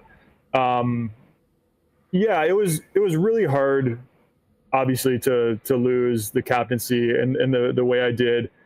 I would say that there's layers to that situation where I take ownership over what had happened. I think if I'm being completely transparent, I felt like it was probably time for me to move on, the year before that. I'd been there a long time. I felt like I had been a driver for that group and that organization for a long time. And I just felt it slipping. I felt, I wasn't loving how I was showing up anymore. I was, my leadership just wasn't where I wanted it to be anymore. So I felt like it was probably a year before that was time. And, the following year, actually, I'm incredibly grateful for that year that I was there. I felt like I was able to, I learned a lot, I grew a lot, and was able to have like an incredible year with the organization, with my teammates, a year that I'm incredibly proud of. Of all the years in Winnipeg, it's one of the years I'm most proud of, just for, how I was able to show up again and be, the leader I wanted to be again, even without the captaincy. So I don't blame anyone for that situation. I take ownership for all of it and how it went down. You know, I think if there was anything I could go back and upgrade it, maybe be some communication over the kind of the end of my time in Winnipeg and just getting on the same page. But how things ultimately ended between me and the Jets, completely amicable, handled first class, I felt, by both sides, and to the point where I have a great relationship with everyone involved with the Winnipeg Jets. And like I said, that's why I'm so happy that I did have that last year, because when I ended up leaving, it was on great terms. Blake Wheeler's with us, longtime captain, franchise leader in games played, assists, points, although your pal Mark Scheifele's coming up on that one pretty soon. Blake, now that you've officially retired, what's next for Blake Wheeler? There's a lot of coaching youth hockey involved. I would just put a blanket over coaching. You know, towards the end of my time in Winnipeg as well, maybe the last 3 years there, I worked with a coach myself, meant to help, you know, in these areas that I talked about, my leadership, how I wanted to show up every day. Andrew Ladd actually is the one who introduced me to my coach named Dan Leflar. And, you know, he works at a firm called Novus Global. And, you know, through that time, my eyes started to be opened of how I was relating to be a pro athlete, you know, kind of I don't want to call it struggles, but just sort of the grind of being a pro athlete, how you hear pro athletes talk about the day in, day out of it. And I just thought there might be a real opportunity for other athletes. And that's what I've started doing myself, you know. So Andrew Ladd is, you know, he's the lead of Novus Global Sport, and I'm one of his teammates now again. And, you know, that's kind of our mission is, you know, helping pro athletes and, you know, both their, their careers and, you know, helping them with their performance, but also with their leadership, with their, you know, being parents, being dads, being husbands, all the above. Just, it was transformational for my life and my career. And that was sort of like my vision, was how can I help give this away to athletes as well. I know that you've mentioned before that, I mean, you are looking at staying in hockey. I mean, there's a bright future. This has basically been your life. What's more likely in the future for Blake Wheeler? Coaching within the National Hockey League, being involved in management, or potentially working elsewhere in the business, like for something like the PA? I would say the first two would be what I have my sights set on one day down the line. I love being on the bench with the guys. I love coaching. I love being in the mix. Management's incredibly intriguing as well. So I don't have a great answer for that yet. You know, I'm open to learning more about what both of those entail. And you're kind of starting from scratch. You know, you're I guess, a rookie, so to speak. And there's a lot of learnings to do of, you know, what that entails and what it takes to be great at both of those types of things. So I'm very interested in learning, the different side of the game. And I just love it. I love I love the league. I love the game. And any way I can be a part of it going forward is an opportunity I'm really looking forward to.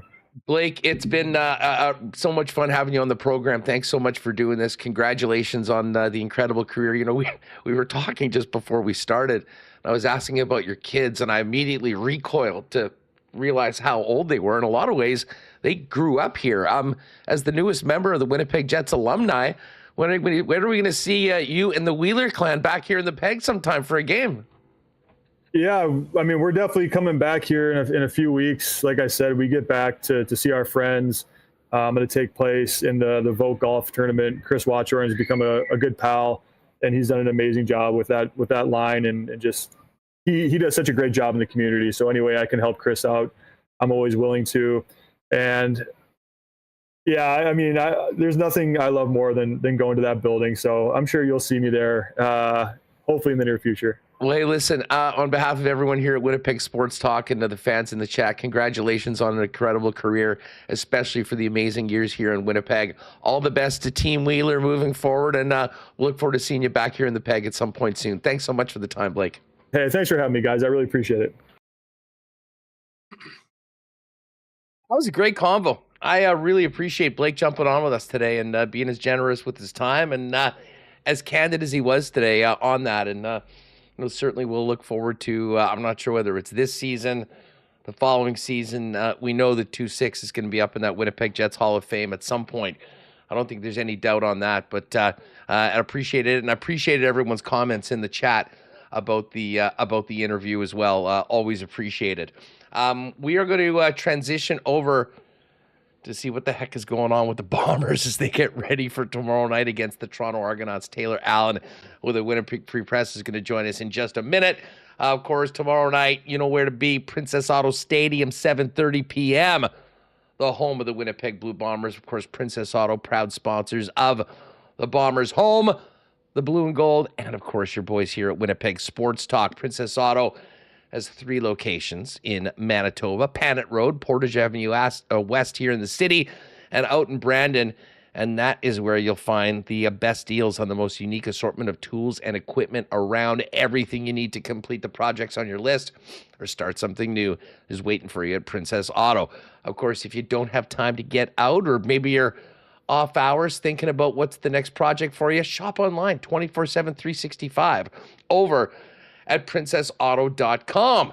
A huge shout out to our friends at Aikens Lake, who are working hard to get ready to welcome guests back, hopefully as soon as next week at some point. Still waiting on some good news. In the meantime, though, if you are thinking about getting onto the water at a world-class fly-in fishing destination where you can be on the water in less than 2 hours from the city of Winnipeg, Aikens Lake is the spot. And, with everything that's happened, the loss of business for a bit, we're really hoping that some Manitobans will step up and check out what Aikens has to offer over the last kind of 2 months of the season. If you are interested, hit them up, aikenslake.com. Let them know you heard us talking about it on Winnipeg Sports Talk, and Pitt will hook you up with a 10% discount to come out and see the world-class fishing and even more world-class hospitality of the Aikens team. Again, aikenslake.com, at Aikens Lake on all your social media channels. And hey, it is the long weekend. Hopefully not too many long weekend weddings. That is a personal pet peeve of mine. If you're going to have a summer wedding, maybe keep it outside. But regardless, there's lots of weddings coming up, whether this week or not. And many of you are looking in your closet going, damn, I got to up my menswear game. Well, you know what to do. Head on down to F Apparel, 190 Smith Street downtown. Custom suits starting at $400. Chinos, golf pants, custom shirts, both tucked and untucked styles, and the best selection of menswear accessories around. And speaking of weddings, if you are getting married or in a wedding party, make sure to talk to the guys at F about that special discount for wedding parties when the boys get their suits for the big day at F Apparel. They're waiting for you down in their beautiful new showroom at 190 Smith Street. You can also check them out online and make an appointment to come in for a fitting at F. That's EPHapparel.com. All right, let's get to the Bomber beat right now and welcome in the commish himself, Taylor Allen of the Winnipeg Free Press down from Princess Auto Stadium. Taylor, what's up, man? Great to have you back on the show. Oh, what? Hold on a second. I think you got somehow muted. Let me see. You there now? Can you hear me now? Yeah, we're back. Okay. What's going on? Not much. Yeah, appreciate you guys having me back on. And I have a feeling I know where we're going to start this conversation. Well, listen, I mean, it's a huge shakeup, and I do sort of want to get to the defensive side of things. But Taylor, I will start where I think you expect me to go. I said earlier this week after the Cody Case injury that was quite clear at the end of that last game that if Dylan Mitchell doesn't get in now, he's never getting in. He is not in the starting lineup. He's now on the practice roster.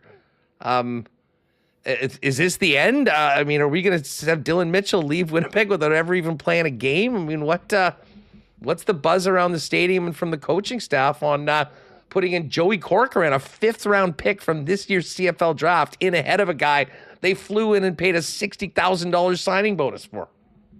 Yeah, we haven't even seen the start of Dylan Mitchell. Yeah, it's been a bizarre situation. You don't often see teams pay a guy $150,000 in the offseason, give him a $63,000 bonus, and then not start him week one. I mean, he did have a rough training camp, so that wasn't a huge surprise. But I mean, now Dalton Schoen goes down. You're thinking, okay, well, Dylan Mitchell has to be the next guy called up. Well, no, they go with Cody Case, the guy who's played one CFL game, and no offense to Cody Case, you've seen him in camp last year, this year, whatever. Nothing really about him's really jumped off the page, but they went with him, and okay, so he goes down. It's like, okay, but now for sure, Dylan Mitchell has to be the next guy up, right? Well, still apparently not. So Dylan Mitchell, yeah, he made most of his name for himself in Edmonton playing the X, playing wide out, not so much slot back. But he has played slot back in his career before, but yet the Bombers are going with a rookie Canadian, and it's not a ratio thing. You can't play that card. They're going with Joey Corcoran over Dylan Mitchell, and since Dylan Mitchell is on the PR, they wouldn't let us talk to him today, so we couldn't hear what's been going on from him. But I said to Mike, you guys pay this guy a lot of money. People are, they're very curious. Why is he not playing? What's going on? And of course, Mike O'Shea doesn't reveal much in any situation, but basically said, you pay a guy whatever to get him here, but just because you're paying a guy a lot of money, that doesn't guarantee that he's going to play. And I respect that, but at the end of the day, can you really say that Joey Corcoran? And again, no offense to him. This is a, kid from Montreal, played at New Hampshire. He had, I think, 400 and something receiving yards in his final year at New Hampshire, which no offense to them, but that's not exactly a football powerhouse. Really, he's better than Dylan Mitchell. Again, even if that's not Dylan Mitchell's his number one spot, really, this kid's going to be better than a guy who was once drafted by the Minnesota Vikings, who still had over 700 receiving yards last year on a terrible Edmonton Elks team. So I don't know. There's got to be more to the story. It's everyone that was at practice today, or walkthrough today, I should say, is dying for some answers because, obviously on paper it doesn't make sense. Taylor Allen's with this. Remis is just going to try and tweak this audio for a minute. This is, if you missed this right off the top of the show, these are the changes to the roster. Zach Collaros has moved to the one-game injured list. He will not be dressed. Chris Streveler will be your starting quarterback. The aforementioned Joey Corcoran is the guy that comes in the place of Cody Case. He'll get his first game action at receiver. Eric Lofton in at left tackle.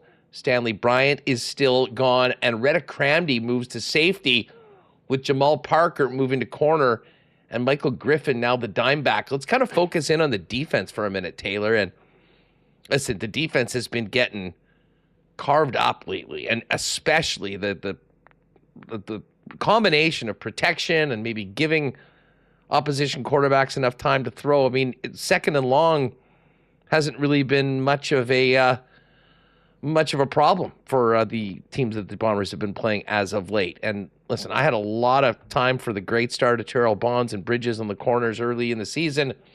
That has really turned around. We've seen some significant shakeups with some veterans moving to different positions.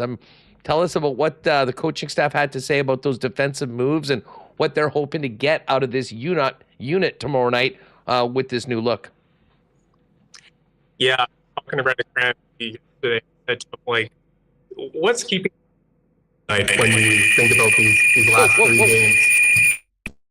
He was saying that it's the second down. We're not getting off the field. We're letting teams convert way too much, and we saw it happen quite a bit against Toronto, obviously, even in second and long situations. So had to make some kind of change. And Marquise Bridges, his first game this year, he picked off Nathan Rourke twice. I think people are like, okay, we lost Tyrell Ford, and no, maybe Bridges isn't going to be the next Tyrell Ford. Okay, I think at least they'll be okay at that spot with the Bridges. But no, really, since that game, he's been picked on quite a bit, has really struggled. So they had to make a switch. Jamal Parker has played that spot before, so moving him there makes sense. But then moving from Jamal Parker from safety to the corner, then you got to put someone at safety. So that they're putting Retta Cramdy there, who I was asking him today. I'm like, have you ever played safety before? And he's like, well, in university I did a little bit, but Mike O'Shea today was saying that, hey, Retta's a guy that could play 8 different positions. We feel fine with them there. So fair enough. But yeah, Michael Griffin, he's going to get his first start. He's going to play dime back, which is where Retta was at. So Yeah, they're shuffling some things, and rightfully so. Like, this is a team that, last year they were the best secondary in the league. They were holding teams to, I think, 235 passing yards a game, and now they're at like 285, which is puts them in sixth place in the league. So it's been, kind of a night and day difference. And this is a team that these past few years, we've seen them make changes in the secondary on the fly. We've seen them, pick up guys midway through the year and lose bigger names and whatever, and figure it out. It's been fine. So I think when they lost Tyrell Ford this past offseason, people kind of figured it could be okay. We've been through this before. Like, we'll figure it out. They'll find some, American on the street or call up some guy from the PR last year and it'll be fine. And no, that hasn't been the case for whatever reason. So yeah, it's going to be very interesting to see if the secondary looks any better tomorrow. Taylor Allen with us, getting ready for Bombers Argos tomorrow. As far as the leader of the offense is Streff. He had a great start to the season, has not worked out as well in relief, although I will suggest he was better against Toronto than he was in that really tough game against Calgary with a couple costly picks. Is this going to be the first game when Strevler played? I think it was a surprise to everyone with how much they threw the football. They weren't really leaning on the run. He only ran, I think, a couple times. Will it be different? We all kind of think that more Brady Oliveira is a good thing for the Winnipeg Blue Bombers. How much do you think this attack will focus on the ground tomorrow night, Taylor, with Strev behind center? Well, if they're going to win, I think they kind of have to focus on the ground. I mean, you look at the receivers that they're, trotting out there tomorrow.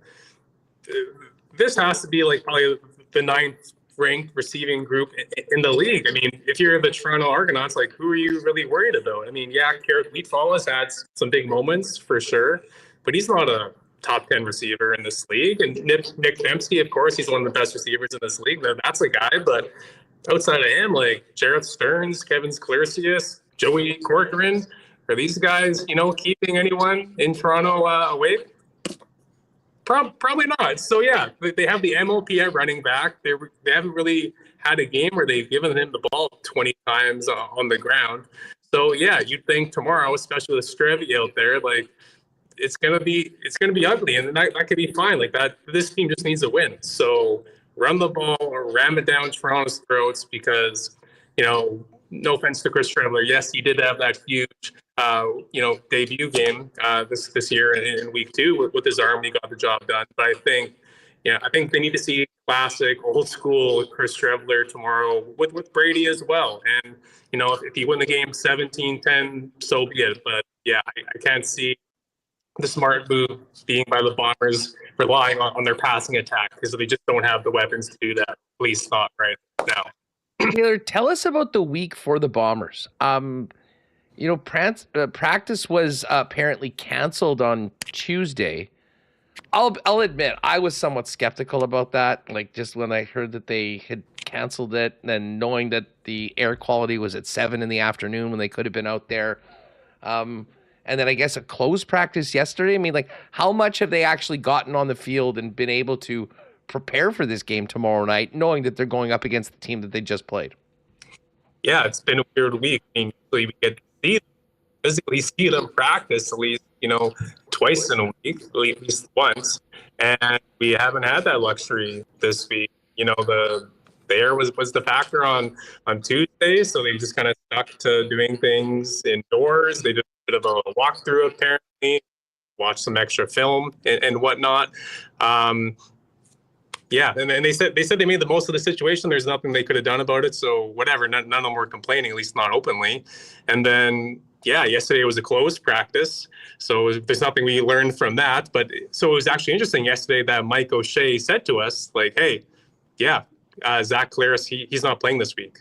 Because usually he waits to the very last second. He'll say, well, just, wait for the roster. We're not talking about our roster. But yeah, yesterday he was open and said, yeah, Zach's not playing. So that caught all of us kind of off guard that he would admit that a day earlier than he had to. So I don't know what that means for Zach moving forward. But yeah, it's been a weird week. I mean, like, they've made all these changes and stuff, and I wish I could give you some hard hitting analysis from what I've seen in practice this week, but like we haven't been able to watch them. So, and we're all going to be learning a lot about this team tomorrow. But yeah, I mean, it was kind of a crummy situation not being able to get that first practice of the week, especially considering this is a team that's lost 3 games in a row and they need all the practice that they can probably get. Well, and listen, they haven't just lost 3 games in a row. I mean, they've gotten pumped pretty good for these 3 games. I mean, this is as ugly a stretch as we've seen in a good probably 7 years. And I mean, like I know the Bombers started 0-4 last year, with the exception of the home opener against Montreal, they lost by 15. Those other 3 games were razor-thin margins that could have easily gone the other way. And I think some of us thought, hey, the Bombers have won every close game seemingly for 5 years right now. It was going to come back the other way. They were right there, though. The Bombers haven't even been close to being right there in these last 3 games. And listen, you've been around this team a lot on a regular basis for the last number of years. You know what they're normally like. Are things different right now? I mean, how would you assess just the vibe and the confidence level of a team that has been so good for so long that sort of been exposed over the course of the last month? Yeah, I mean, this isn't the first bit of adversity that this team has gone through, obviously. But I mean, last year they started 0-4, but again, all those games were pretty close. Three out of those 4 losses, they only lost by four points or less. For this year, yeah, like you said, they're getting shellacked. It's not even close. It's been ugly on defense, offense, and special teams. There hasn't really been any redeeming qualities about this team so far after that 3-0 start. So you talk to the guys and they say, we're still going about our business and we're still confident in who we have in this locker room and the culture that we have here and that we will get out of this rut. And maybe they will. Who knows? Last year, I'll put my hand up. When they were 0-4, I was like, okay, the cracks are already showing. This team can't make to the Grey Cup. Every year they're getting a little older. Okay, this is the year where they fall off. And then obviously they made me and many others, but they made me look stupid last year. So I'm not quite ready to write the obituary yet on this Bombers kind of era. But yeah, it doesn't look good. And I mean, Zach Collaros is hurt, and the 2 games that the 2 games that he's had to leave was because of a neck issue. Right? Is that could be something that could linger. I mean, we don't know. Dalton Schoen, he's hurt, and he's wearing this, pretty massive knee brace on his left knee. Stanley Bryant, he's now missing his, I believe, 3rd game in a row. So it's okay, so you guys are playing bad football, and some of your biggest and most important pieces are hurt, and we don't know when they're going to be back. Yeah, it's kind of hard to see how they're going to repeat what they did last year. So, yeah, again, this week, not being able to be around the team so much because of that canceled practice and, the close practice and whatever, it's hard to really assess where the headspace is of this team. That they're all saying the right things, but that doesn't mean they're all feeling the right things. So, yeah, but again, it's the CFL. It's only 6 games in. They are sitting at 500. The sky isn't falling yet. But I don't know. Something just in my gut tells me that this team, it's going to be pretty tough for them to get back to the Grey Cup, considering how things are currently looking, obviously. I mean, so much of getting to the Grey Cup has revolved around winning the West and having the bye and having somebody have to come in and challenge for the crown of Princess Auto Stadium. And right now, with the start that the Riders have had, with where Calgary is, it is a long way up, especially losing the season series to Calgary. Obviously, they haven't played the Saskatchewan Roughriders as of yet, so there will be opportunity to get back into it. I mean, the big thing is just for the Bombers to get back to looking like the Bombers, and this last week hasn't. And, I said, it is as crazy as it sounds. I'm more concerned today at 3-3 going into tomorrow than I think I was last year at 0-4, despite how big of a hurdle that was when the Riders had started 4-0. So we'll find out a lot about this team tomorrow. Although, to be honest, with how depleted the roster is, there's still a scenario where this team plays their ass off and is better, but still might find them on the other end against a Toronto team that I think is far better than that 2-5 record that they come in with. Yeah, absolutely. So I don't know. Again, if they're going to win, I think it's going to be an old school, ugly game on the ground. I don't think either team's going to reach, or I don't think the Bombers are going to reach 30 points tomorrow. So Yeah, I mean, and we haven't seen that, that classic, like, okay, just give the ball to Brady and let's, jump on his back and away we go game yet. Like we just haven't seen it. And he's saying all the right things. Like, I'm sure it's killing him that he's not getting more carries and stuff. And, when they dig themselves these holes in the first half, obviously the game script kind of has to change in the second half, and you can't just, run it on first and second down, obviously when you're down, 2 scores or whatever. But yeah, like I think he's dying to have a game where it's like, just give me the ball and let me do my thing and I'll get this done for us. So yeah, again, you look at their offense, they're banged up, they're missing some big pieces, but you got the MLP back there, use them. And if you go down using your best weapon, I think you can live with that. But if the game ends tomorrow and it's another game where Brady only has 12 touches, it's like, okay, yeah, what are these guys doing here? Like last week, I mean, he had 81 yards on 13 carries. That's like 6+ yards a carry. That's exactly what you want from your running back. What was so frustrating for the Bomber offense, and something that they're going to have to figure out, is not what to do on first down. It's moving the chains on second down when they've had positive yardage from Brady. And, that's been what's been so concerning. And again, it's just it's part of it. There's some players that haven't been there. I think the quarterback play hasn't been at the level that it normally has, whether that includes when Zach Collaros has been or when Strevler's come in relief. And it compounds it because, to be honest, I mean, that was the thing last week. It was already a tough day at the office for the defense, Taylor, but then they were on the field all day. They'd come off and quickly get called back on. And I mean, that at some point, it just compounds the problems like a snowball rolling down the hill. Absolutely. And then, you do have to have the conversation now, is Zach done? Right? Like he's 36. And yeah, he still, has those moments where he's like, okay, like, yeah, there's the MLP Zach. But I mean, these turnovers have been brutal, right? And sometimes, I get it that a ball takes a bad bounce or the receiver runs, the route improperly or whatever it may be. But I mean, at the end of the day, like, he hasn't been good enough. And I realize that this offense doesn't have Kenny Lawler anymore. And I realize Dalton Schoen has missed a few games now and whatever, but like, it's a conversation that fans are, they're justified to have it. Like whether or not Zach is good enough anymore, I don't know. So, I mean, the sample size is still too small to write off of a future Hall of Famer and whatnot. But yeah, it just feels like it feels like there's basically every position or every phase of the team you could point at right now, and you could have a conversation about what's wrong. Because other than Sergio Castillo, drilling all these field goals, like not a whole lot is going right now for these guys. No, listen, there's no doubt about that. I mean, to the quarterback conversation, I mean, listen, Zach's a legend here in Winnipeg. He, ended the Grey Cup drought. He's taken the team to 5 straight, although the last 3 haven't worked out the way Winnipeg fans wanted them to.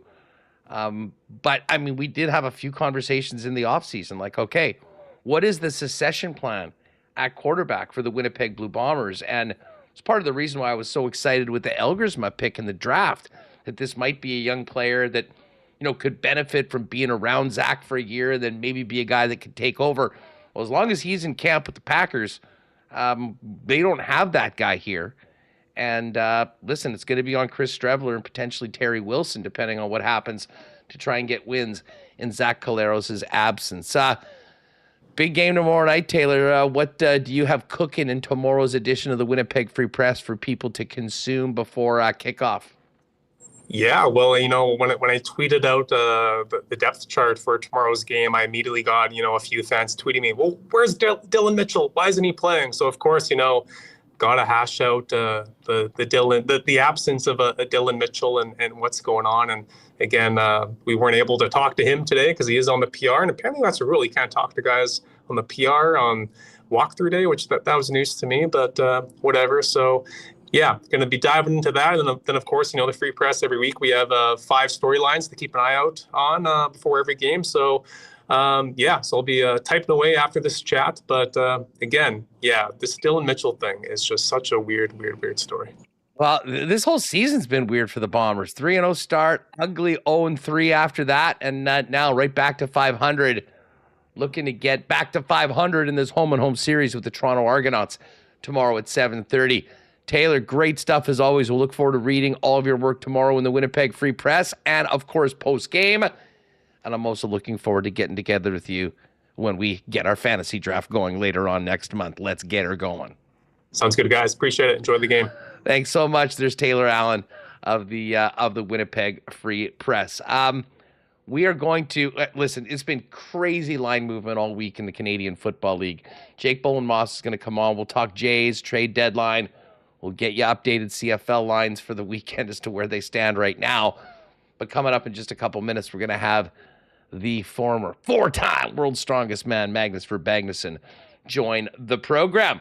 Hey, if you are going to the game tomorrow and you need some Bomber gear, you hit Royal Sports. If you were going through our listing of new Jet numbers, or you want to get your Dylan Samberg or your Jonathan Taves or your Gabriel Velarde jersey, Royal Sports has you covered. Of course, it is the spot for the biggest and best selection of Bomber and Jet merchandise you'll find in town, not to mention all your favorite teams from all the top leagues, and big NFL merch coming in over the next few weeks as well ahead of the season. But as we go into a long weekend, soccer, softball, tennis, baseball, running, bikes, the massive Yeti section. There's so much waiting at Royal Sports to make your summer and your summer-long weekends even better. So pop down 750 Pembina Highway. Give them a follow on Instagram as well at Royal Sports Winnipeg for the latest merchandise drops and sale information.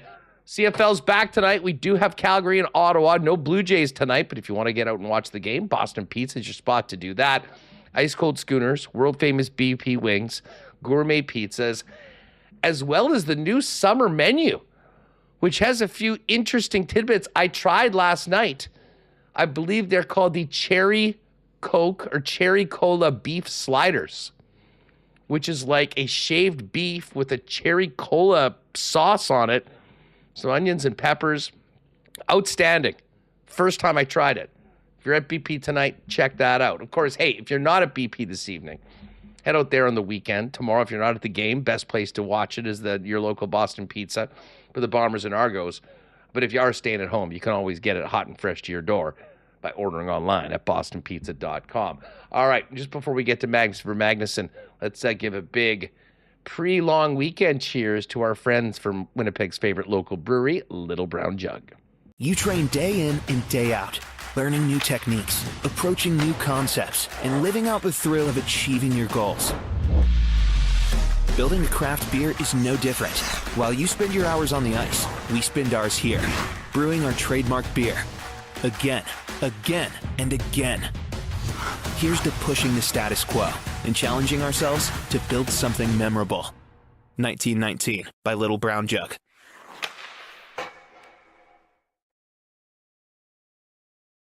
All right, this Saturday, one of the highlights of the Manitoba summer calendar, of course, is the Gimli Icelandic Festival, highlighted by the Magnus Ver Magnusson Classic Gimli Strongman event. Saturday, noon. It all gets going by the Viking statue and, of course, the legendary four-time world's strongest man, Icelandic legend Magnus Ver Magnusson joins us now on Winnipeg Sports Talk. Magnus, welcome back to Manitoba and to WST. How are you? I'm pretty good, and thanks for having me. And I always enjoy my time over here. It's something about Gimli. I started coming here years and years ago for the first time. I've been here already a couple times. This is the fourth year we're doing the Magnus Classic Gimli. I'm really excited about, and the crowd that we get and the people behind it, it creates such a special atmosphere. It's just fantastic. It's a phenomenal event, and this is, I think, sort of taking it to the next level. Hey, just quickly, on the amount of time you spent in Gimli, of course, Gimli is, as far as I know, I've heard, it's one of the biggest Icelandic communities outside of Iceland.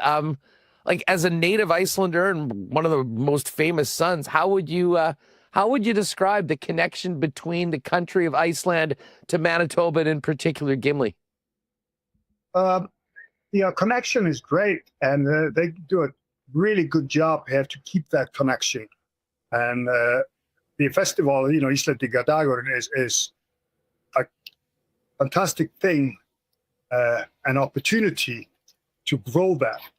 And they get people, they get guests, they get presidents of Iceland, they get all sorts of people coming here, and like I said, I got here around the first time somewhere around 25 years ago or something, and was the parade marshal and did some demonstrations here out in the streets and pulling a truck and lifting kids and a log or whatever. And they got me here again in the Manitoba Winter Games at some point.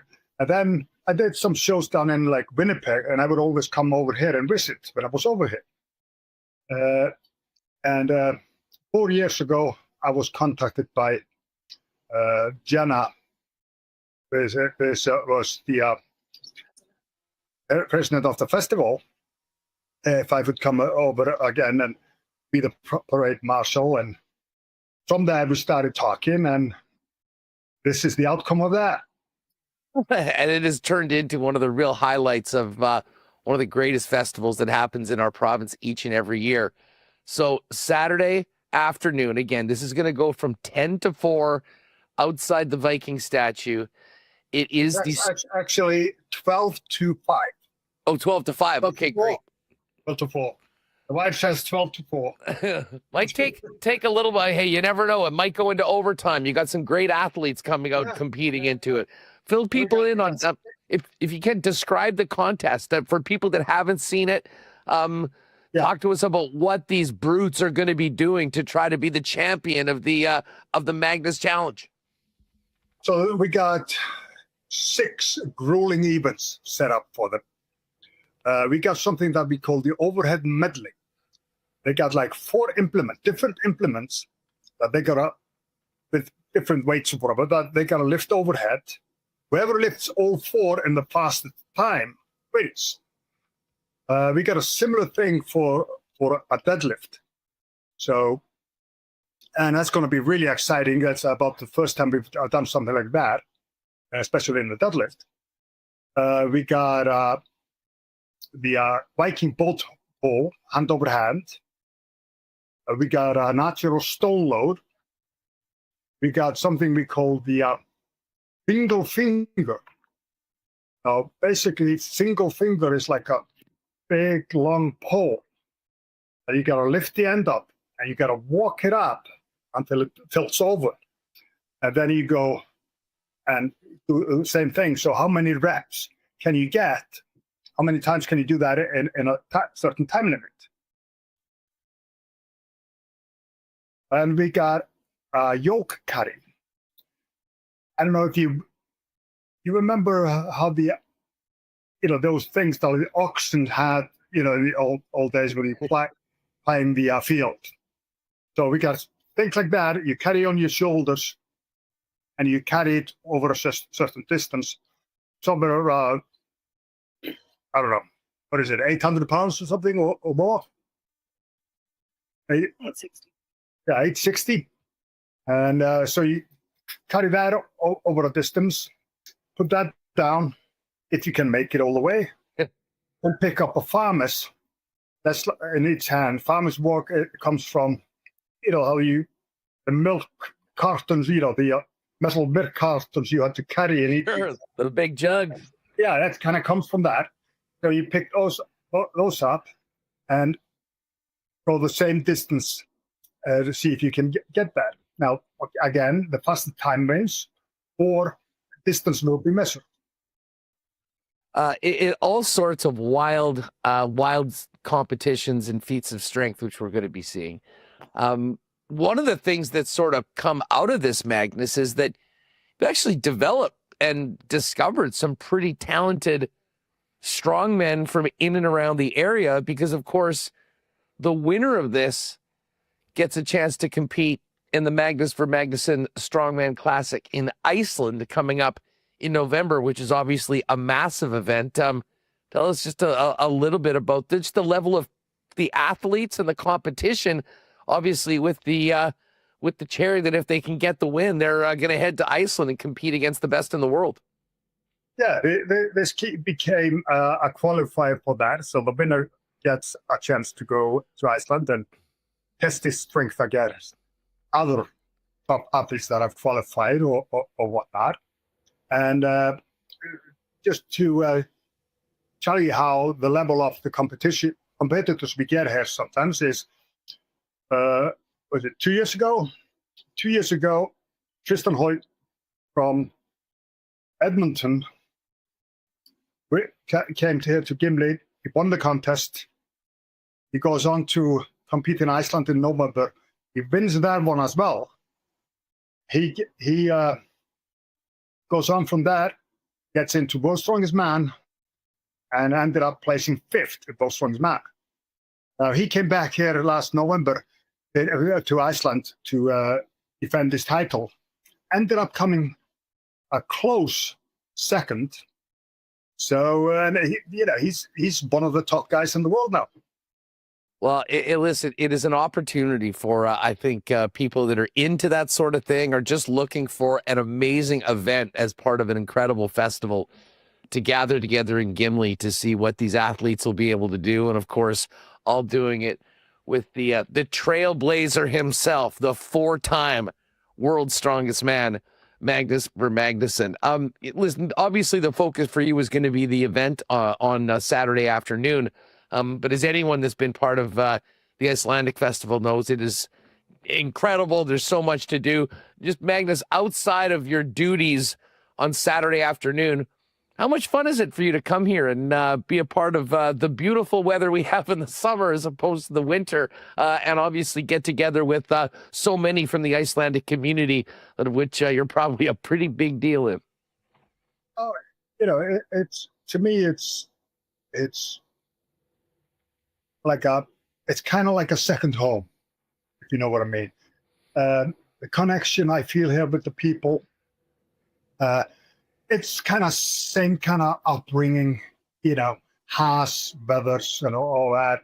In Icelanders are settled here, they were kind of running from the harsh weather in Iceland and conditions, and I don't know if they it got any better over here, but at least they were used to it. Oh, I got to tell you, Magnus, it's always fun having you on the program. And listen, anyone that has seen this event at Icelandic Fest knows that it is a must attend if you're in the Gimli area over the course of the weekend. Again, it's all getting started at noon. The Magnus Ver Magnusson Gimli Strongman competition, and the winner will get a chance to go head-to-head with some of the best in the world at the Magnus Ver Magnusson Strongman Classic in Iceland. Magnus, as always, welcome back to your second home. Have a wonderful few days in Gimli, and good luck to everyone competing in the Magnus Gimli Strongman competition, and I encourage everyone to get out and see it. Have a great weekend, and all the best to everyone up in Gimli. Thank you, and I encourage everybody that haven't set what they want to do on Saturday, come on over and cheer these boys on. All right, you got an open Saturday. Head on down to Gimli. Take part in what is always an amazing Icelandic festival, but it would be really cool to see all those big dudes lift trucks and do all the other things that are part of the strongman competition. Thanks to the legend Magnus for jumping on the program today. All right, let's do a quick look. Breezy Bend Golf Report. Don't forget Manitoba Open coming up at Breezy next month. Go to manitobaopen.com for the final group or two in the Pro-Am, as well as information on sponsorship and volunteering. Joel Damon, the bucket hat. 9 under 61 today at the Wyndham Championship. 1-shot lead over Alex Noren. And then 3 guys, 2 shots back. Cam Young, Aaron Rye, and Nico Echevarria at 7 under par. A big group at 5 under, including Jordan Spieth and Adam Scott. Moving down, looking at a few of the notables. Our guy Max Homa is 4 under. Gotta like that. What did we say? We got the Kiz at 4 under. Ben Griffin's at 4 under. Where is Keegan Bradley? That's who I'm looking for, because that's who I was liking. Akshay Bhatia, 2 under par right now. And doesn't look like it's too great. Keegan Bradley, 2 under right now through 11.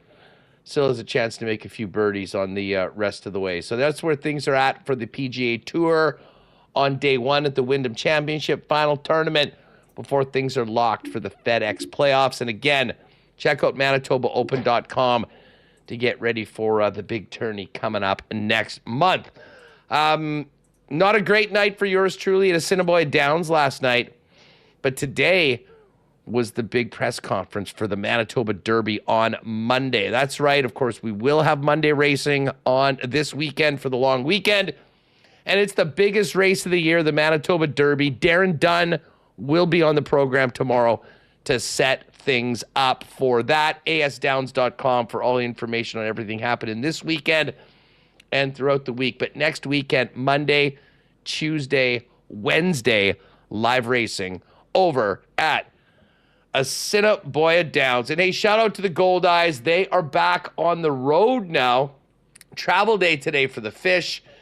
And they will begin a series on Friday, I believe, against the Milwaukee Milkmen. The tough season is just snowballing the wrong way right now for the Fish. They just finished up getting swept at home by the Fargo Moorhead Redhawks. Although, highlight of the game last night for Ukrainian night, the Husley Choir doing the anthem. Nobody does it better. Fish in Milwaukee, as I said, to take on the Milkmen tomorrow. They'll be back later on in August. Goldeyes.com, 982 base for tickets to get down to Blue Cross Park and see the team before the end of the season. All right. We got to get to the Coolbet lines, but we also got to talk to some Jays, trade deadline. So I figured what better time to bring in my pal Jake Bolin Moss from Coolbet to join the show before we get to the latest line movement in the CFL and everything going on tonight for the football game. Jake, how are the Blue Jays group chats doing right now? A couple moves, but a lot of action elsewhere in the league with the other AL contenders. Yeah, as the time ticks away here, the spirits are getting lower and lower in the Blue Jays fandom here. The Bieber deal obviously was nice this morning. People were excited.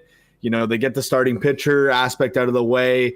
It's a bit of a risk with him having not pitched this season, but coming off Tommy John, a guy who's won a Cy Young Award, like this is a big move for the Blue Jays, and you don't know if you're going to get him next year because he's probably going to opt out of his player option, and you know, you might want to try to extend him. You kind of just see what you're going to get from him. So that's the Bieber aspect. From there, we haven't heard a whole lot. We've heard a lot of rumors on what the Blue Jays might be looking for, whether that's, you know, another relief pitcher. I know they picked up Sir Anthony Dominguez earlier this week from the Baltimore Orioles, another bat, you know, to upgrade the bats on the bench or whatever that may be. But as of right now, they haven't made that move. And then, you know, you see the teams around them making moves. Seattle's made a couple moves for a couple bats, you know, Eugenio Suarez and Josh Naylor earlier on. The Yankees are making moves in the bullpen. You know, they're upgrading at certain positions. And I think people are just left wondering, like, okay, Ross, we're down to like the 2-hour mark here to the end of the trade deadline. What is the move? Because there's a lot of rumors that there's still moves out there,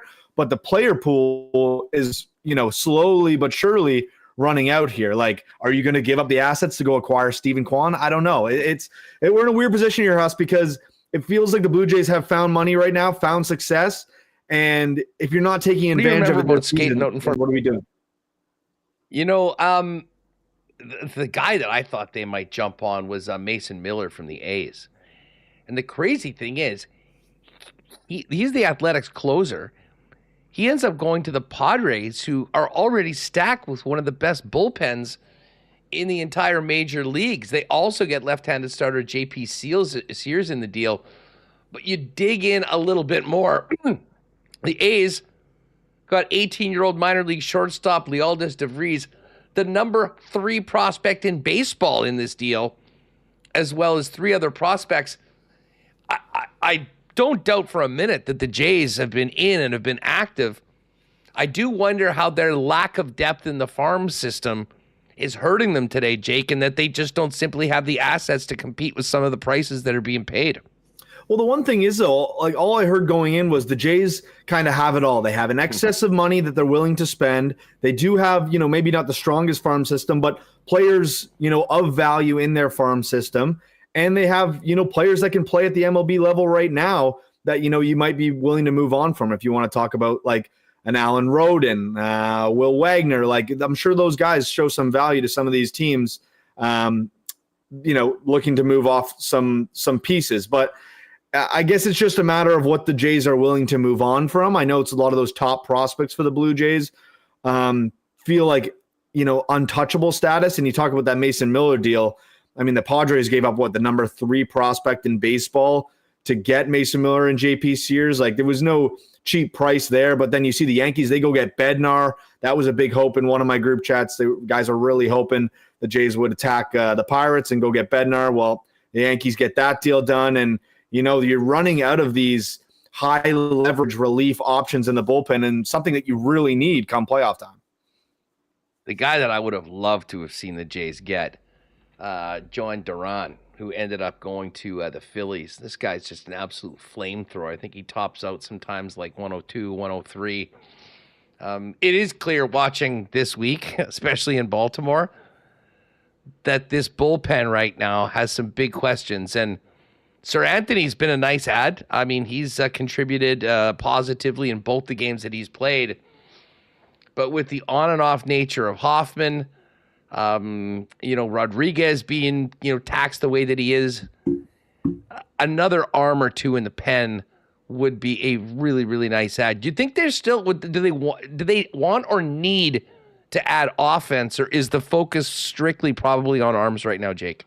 I do think reliever is still, like, a high-end reliever is still top of the board for Toronto, if I had to guess. The bats have been pretty solid, and I know a lot of people probably don't want to shake up the lineup too much. You're probably getting Dalton Varsho back here pretty soon, so that'll move someone out. I don't know what's going on with Anthony Santander. Like, I don't know if he's playing again this season. It sounds like the longer we go here, the less likely we're going to see him, get into some action. So that's an interesting piece as well. But I do think the relief pitcher is the one thing right now that the Jays still have a sole focus on. Like, a guy that can go in, the 6th, the 7th, the 8th inning. You're probably going to put Hoffman in the 9th and just shut it down. Same way Dominguez did, in his 2 appearances this week against Baltimore. Get in there, get a few outs, and move on to the next guy, right? Just keep moving the ladder. They don't really have that right now. I mean, it's great if you can get a starting pitcher going 6 innings in the playoffs, even 7 innings. I mean, that might be a stretch, but you're not going to guarantee that every time. You need these big arms to keep you in baseball games. And I don't know, just seeing what these other teams have done in terms of adding, not just in the AL, but in the NL, in terms of adding relief pitching, that feels like a big, big asset that the Jays still need. Leslie Mitchnuck in chat saying, hey guys, I saw the Jays picked up Shane Bieber. I don't follow MLB that much. Is he a difference maker? Well, he certainly has been. I mean, he's a former Cy Young Award winner, I guess, in 2020. That was the shortened year because of COVID. A pretty consistent, solid arm at the top of the rotation. But he did just have Tommy John. The positive thing, though, is Jake, it's not like they're hoping to get him back pitching at some point. He's been working his way back into the lineup in Double-A, has had very nice performances so far, no setbacks whatsoever. If you can get Shane Bieber anywhere close to the level that we're used to seeing him in the majors, he's a guy that is a legitimate option to start one of those 3 games in a best-of-5 series. Yeah, listen, if we're talking, top level Shane Bieber, like, you're talking about possibly, some sort of ace status, right? The Blue Jays starting pitching is very interesting right now. Like, the rotation is super interesting because a lot of these guys at one point in time have been, aces for their team, whether it's the Blue Jays or wherever they came from. You think about a Kevin Gausman, Jose Barrios, they're just aging a little bit. They're getting a bit older.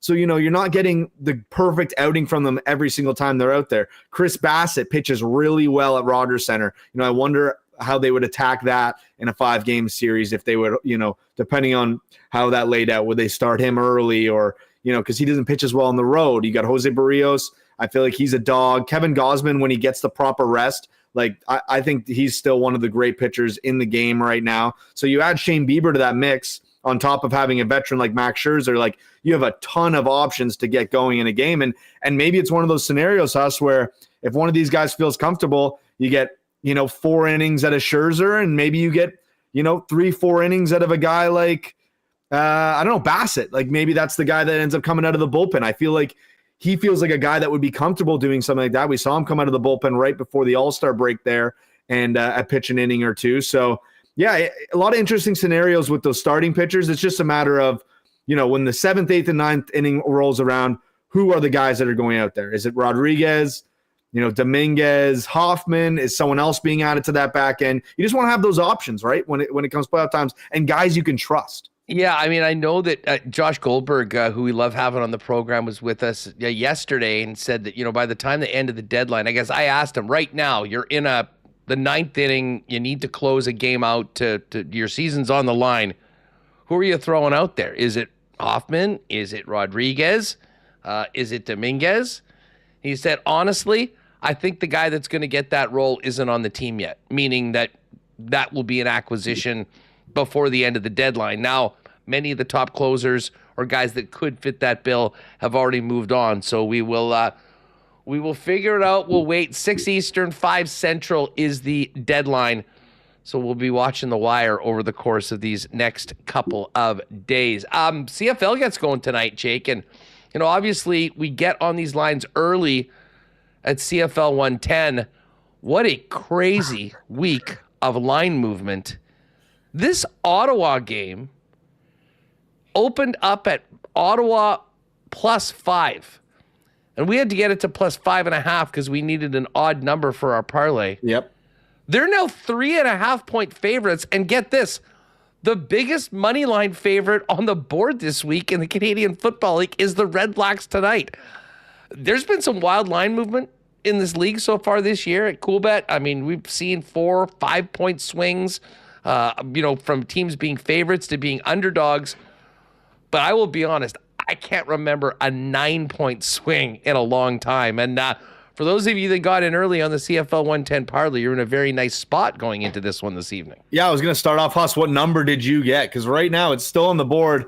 I ask our guys, when we do have the CFL 110 parlay, I say, hey, do you mind keeping these specific lines open for the week? That's why you'll notice, it's super weird right now. We have the -3.5 open for the Stamps. For the Red Blacks, but then the other way, you're still getting the +5.5 on which the Red Blacks. Which is -357 right now. Yeah, so the parlay right now is less than 3-1. I think it's +288. What did you end up getting the number at earlier this week, Huss? Yeah, I mean, I slept on it a little bit early on because I think it dropped when you texted me at better than 6-1. I'm in at +535, I think, +533 or something. Still a very nice spot to be considering where the lines have ended up as we get closer to kickoff. Yeah, and we're getting a PJ Walker start, right? So, I mean, PJ Walker, I mean, you got to let me know, has he started a game in the CFL at this point? No, he came in relief. He hasn't done very much. And not only that, but Calgary's missing a few of their top receivers as well. So, and listen, I wasn't expecting a scenario where Ottawa was the biggest money line favorite, but I did think this could be close, and there was some question over VA, so he won't be in tonight. Huss, hopefully, I was just going to say, hopefully you can get an easy one off the board here early with the +5.5 and be sitting pretty with a little 2-leg parlay you got with the rest of the CFL 110 crew. Yeah, I know it's one of those weird situations where I think a similar thing happened last week, but then Toronto ends up beating Winnipeg outright, and it got a little messy there with the parlay. But be really nice to knock the first one off with ease tonight and then get it rolling into the weekend. Well, listen, we're still sitting. I mean, as they say, I hate not taking the Bombers or fading the Bombers at all, and I certainly wasn't going to do it on the money line. I'm still hopeful they find a way to win. But I said right out of the gate that Bombers as a 6.5-point favorite was such a crazy line considering what we've seen in the last 3 games as well as just last weekend between these two teams. It's gotten to a place that I think makes a little bit more sense. Even with Zach Collaros being out, the Bombers are a slight favorite, -3 right now, at -104. And listen, I mean, based on where the Argos are, I wouldn't be surprised if this is less than a field goal, by the time we get to kickoff. So right now, Bombers -172 to win, Argos +140, and that line that opened up at 6.5 is now 3. Bombers -3. Hamilton was a 4.5-point favorite to begin the week against the Elks. They are now a 3.5-point favorite Cody Fajardo will get the start for Edmonton, plus 160 for the Elks, minus 196 on the money line for the Ticats. And the one line that it moved slightly, but it's right back to where it started.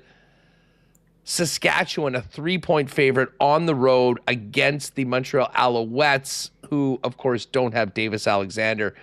Really too bad that Alexander isn't in this game, Jake, because I think if we did see that, you'd have first place in the West, first place in the East, both of the starting QBs. And I wouldn't have been surprised if this was a pick'em or very close to it at this point with Trevor Harris going. They get the 3 points going forward. But Montreal has a great defense. They found a way to win with MBT last week in Calgary. Should be a real fun way to finish up the CFL slate this week. Before we're done with football, and this is always a great sign when we sit down and we realize, wow, we have exhibition football tonight. Football's it's the back. Hall of Fame game. Now, listen, it doesn't get much more degen than betting preseason NFL, especially the Hall of Fame game, the first one of the year. For what it is worth, though, the Chargers are plus 105 dogs. The Lions are minus 128. Lions are 1-point favorites. But the total, and maybe I'm just so used to seeing these CFL lines, the total for this game is 34.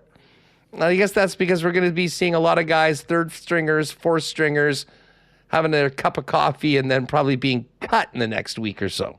Yeah, we're going to see heavy third string action, I think, here, Huss. Guys that probably you won't see in the regular season. You know, you flip on the game just to see that there's NFL football, and then you probably change over to something else, maybe the CFL tonight. But, yeah, Hall of Fame game is here. I have seen some people online, you know, the old tweet that says you got to be real sick to be betting on the NFL Hall of Fame game, and it's Kevin Durant in the old hospital bed giving the thumbs up. Like, I'm absolutely a sicko. So, I mean, listen, I'm not going to advise anything for the Hall of Fame game. I think I saw one capper giving out the under. I'm sure that's always a favorite play around the way with these bottom tier guys starting in this game. But you know, it's good they induct the guys. I think I saw pretty good list of guys going in this year to the Hall of Fame. So get the Hall of Fame game out of the way, and then Huss, next week, preseason week 1, preseason week 2. We're just slowly approaching that start of September week 1 NFL. I couldn't be more excited. You know, me too. I think I'm more excited for NFL and fantasy than I've been in the last few years. I did an auction last night with some guys in Calgary for whatever reason. We did it this early, and I was here for it. And then afterwards, I probably spent about 2 hours just going through all of the props that are up right now at Coolbet. Now, we will be doing some WST winners special content in the month of August. We'll do 2 futures shows where we'll pick our best win totals, division odds, and then we'll get into, of course, our favorite props for the year. I've already bet a couple of those at the numbers that are on right now, including a nice Mahomes prop I saw last night. Just quickly, I know there's a lot of Viking fans around here. Interesting little bit of line movement this week in that a couple days ago, the Vikings were 4-1 to win the NFC North. That number has gone down to 3-1. So a little bit of steam. I think people are liking what they're seeing from J.J. McCarthy in training camp and having more confidence about the Minnesota Vikings. Their total is still 8.5 for their win total, but the over is minus 145. So a lot of people liking the Vikings. I'm high on the Vikings right now. I wish that 4-1 was still there, but I do think they're very much live to win that division.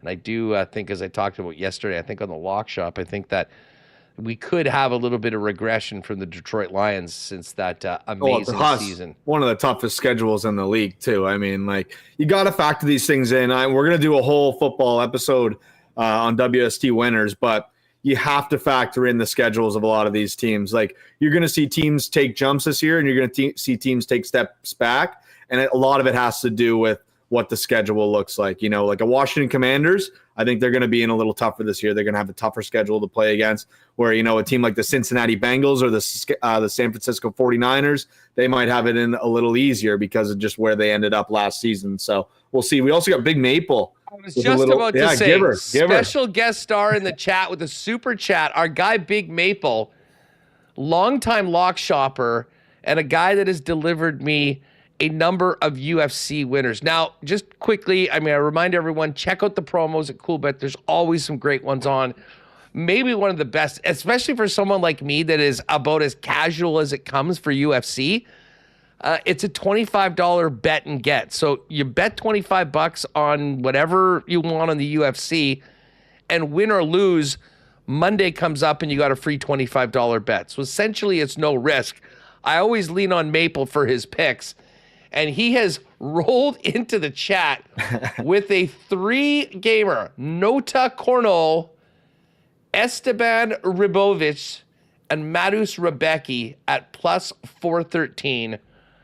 Maple, I'm going to write this down, and I will be locking this in, riding with Big Maple, and give Big Maple a follow on X as well. He'll often post some great picks. Appreciate you, Maple. Huss, I will say, you mentioned the promotions. I'll just go through some of them quickly. We got a lot going on right now. If you're betting the CFL, we mentioned already, each week, 30% profit boost on the CFL. Whatever game you like, whatever bet you like, you can use that towards your favorite CFL bet. We do have a National Bank Open profit boost going on as well right now. You'll see Remo's got it up on the screen there. 30% profit boost. I think there's one running right now. So if you haven't got on it, it goes to the round of 16, which I believe ends this weekend. And then it resets, I believe, on Monday for the quarterfinals, semifinals, and finals. So you'll get another 30% profit boost later on. Golf will run through the FedEx Cup, so the next few weeks here, and I'm sure we'll do something for the Ryder Cup. There's one for baseball as well, 30% profit boost, and also the Cabot trip still going through all the way through August, Huss. If you want to get in, get some tickets, chance to win a trip to Cabot with 3 friends. That's a great contest running right now, and it's just turnover. You opt in, and whatever you bet, every $50 you spend in the sportsbook, every $75 in the casino, you're getting a ticket towards that raffle and a chance to go to Cabot with a few friends. Yeah, if any golfers, if you're playing at Coolbet, the biggest no-brainer of all time is to just make sure you click that opt-in and then press submit, and then you're getting tickets anytime you throw it down. Speaking of WST winners, the number one question I get from lock shoppers over the years has been around the WWE. It is always fun, and I realize it is sports entertainment, but we do have lines on the big events, and it's a big one this weekend, SummerSlam. Lines are up right now, and later on today on the Winnipeg Sports Talk channel, we will have our first ever. I committed to doing 4 WST winners around the big WWE PLEs. I've got a great guest, Mike McGuire, who's a host of McGuire on Wrestling from the Celebrate Wrestling Podcast Network. He is going to join me, and I'm going to hit him, an expert, with thoughts on some of these matches coming up, see if we can find some line value and put together a little something fun for the people for WWE. So if you are a wrestling fan, you're ready for SummerSlam, you can click on SummerSlam in the margin and see what the odds are right now. But join us a little later on. WST winners. It'll be up on the YouTube channel, and we can probably get. Hey, Huss, we could probably get a boost up too if you guys agree on a few things. I know we already got a SummerSlam parlay up in the combos already right now, so we can definitely get a WST winners wrestling combo up there too. I will be doing my research live on the air with Mike McGuire, and then I will fire something over to you. And tomorrow, gang, look in the combos for a special WWE posting. And of course, we'll do something, we'll do a same gamer for the Bombers tomorrow, and so much more. Hit the combos for the boosted parlays, check the exclusives, and make sure you're in for any promos that you are available. Jake, I will let you get back to watching The Wire for the next 2 hours. Good luck to Mr. Atkins and the Jays fans. I think we're all sort of all in right now, and see how this team looks in a couple hours when we're post Major League Baseball trade deadline. And I know you'll probably fire up a clip or two from our WWE promo tomorrow. Give them a follow, folks, at Coolbet Canada. How are you doing holding down the fort with Patty off gallivanting all over the place? It's good. Good time of the year for Patty to go on vacation. It's not as busy as usual, but we're holding it down. We got the new hire here. working away at Coolbet. So if you're our French-speaking people, if there's anyone in the chat who's mainly French-speaking, we are working to get the site fully translated to French. So that's kind of the next big project we got here, and we have someone new hired on to help us get there. Surprised you didn't jump on that grenade. You don't have that club in your bag, Jake, or what? Yeah, actually, I found an old French-English dictionary here back from when I was in elementary school. I think it would have taken me a lot longer to sift through that and try to translate a lot of these markets. Great stuff, dude. Thanks so much for popping on. Enjoy the rest of the deadline, and we'll catch up after the weekend. Yeah, let's hope they don't waste the found success here. Thanks for having me, Huss. At Jake Bolin Moss, a nervous JVM waiting for the end of the trade deadline. Again, it's all over at Coolbet. If you haven't played a Coolbet before, use the promo code WST for a 100% bonus up to $200 on your first deposit. Wow, what a show today. Let's get Remis back in here. Remo, great feedback from everyone on the Blake Wheeler interview, and then a lot of fun with Taylor Allen on the Bombers, which I'll be honest is adding to my stress level, but I'll be there tomorrow hoping to see the home team win. And then the Icelandic strongman, Magnus Ver Magnusson, and JBM popping by for some Jays. Lots going on. Yeah, Blake Wheeler, very honest about his time with the Jets. Interesting to hear about the highs, and you also asked him about some of the lows. So thank you to Blake for coming on. We'll have some clips ready for our social media. You can forward them to all your friends and say, hey, you missed this great interview, because we had so many great comments in the chat, and we are refreshing, MLBTradeRumors.com, my favorite website that keeps you up to date as we approach the deadline. Do we have any rumors? Do we have any rumors about the Jays to drop on people? Well, not about the Jays, but we do have some trades. Astros got Carlos Correa from the Twins, and people thought the Jays... Back to Houston. Yeah, back to Houston, and everyone thought the Jays should just get Cedric Mullins to walk across the dugout, but he's going to the Mets, the Orioles outfielder, Cedric Mullins. So we'll wait and see. The Jays are getting Varsho back. I am far more concerned about their pitching staff and the bullpen in particular, but so many of these flamethrowers have already gone elsewhere. Yeah, Mason Miller was the big one. Oh, the Yankees got David Bednar from Pirates. So, yeah, there have been some big names being traded. We'll wait and see if the Jays do anything. The move for Bieber for them, very high upside, but I think get nervous when you trade for a guy who hasn't pitched this year. So I actually like Shane Bieber a couple of years ago, but it's 2025 and he hasn't pitched this year, but he's looked pretty good so far in Double-A. He came back. He had to get shut down for a bit, but again, he's looked good the last couple starts. So maybe he could have some impact for them if he's healthy. Yeah, no doubt. T-Will, hashtag Winnipeg DGen Pro Wrestling Gambling Talk. Hey, there's only a very select few that have these clubs in their bag to be able to put together something like you'll see on this channel later on today. SummerSlam. I did see actually WWE put out their list of top SummerSlam matches ever. And it's amazing to me, some of these matches that have stood the test of time. You may be able to guess the number one match ever, according to WWE, at SummerSlam. I can't. I mean, I forget whether something's at WrestleMania, SummerSlam. Yes. Well, here it is. Number one greatest SummerSlam match ever. Bret Hart, British Bulldog 92, Wembley Stadium. And I would agree with this ranking. Fantastic match. And they're playing all the matches on here on YouTube at the WWE channel.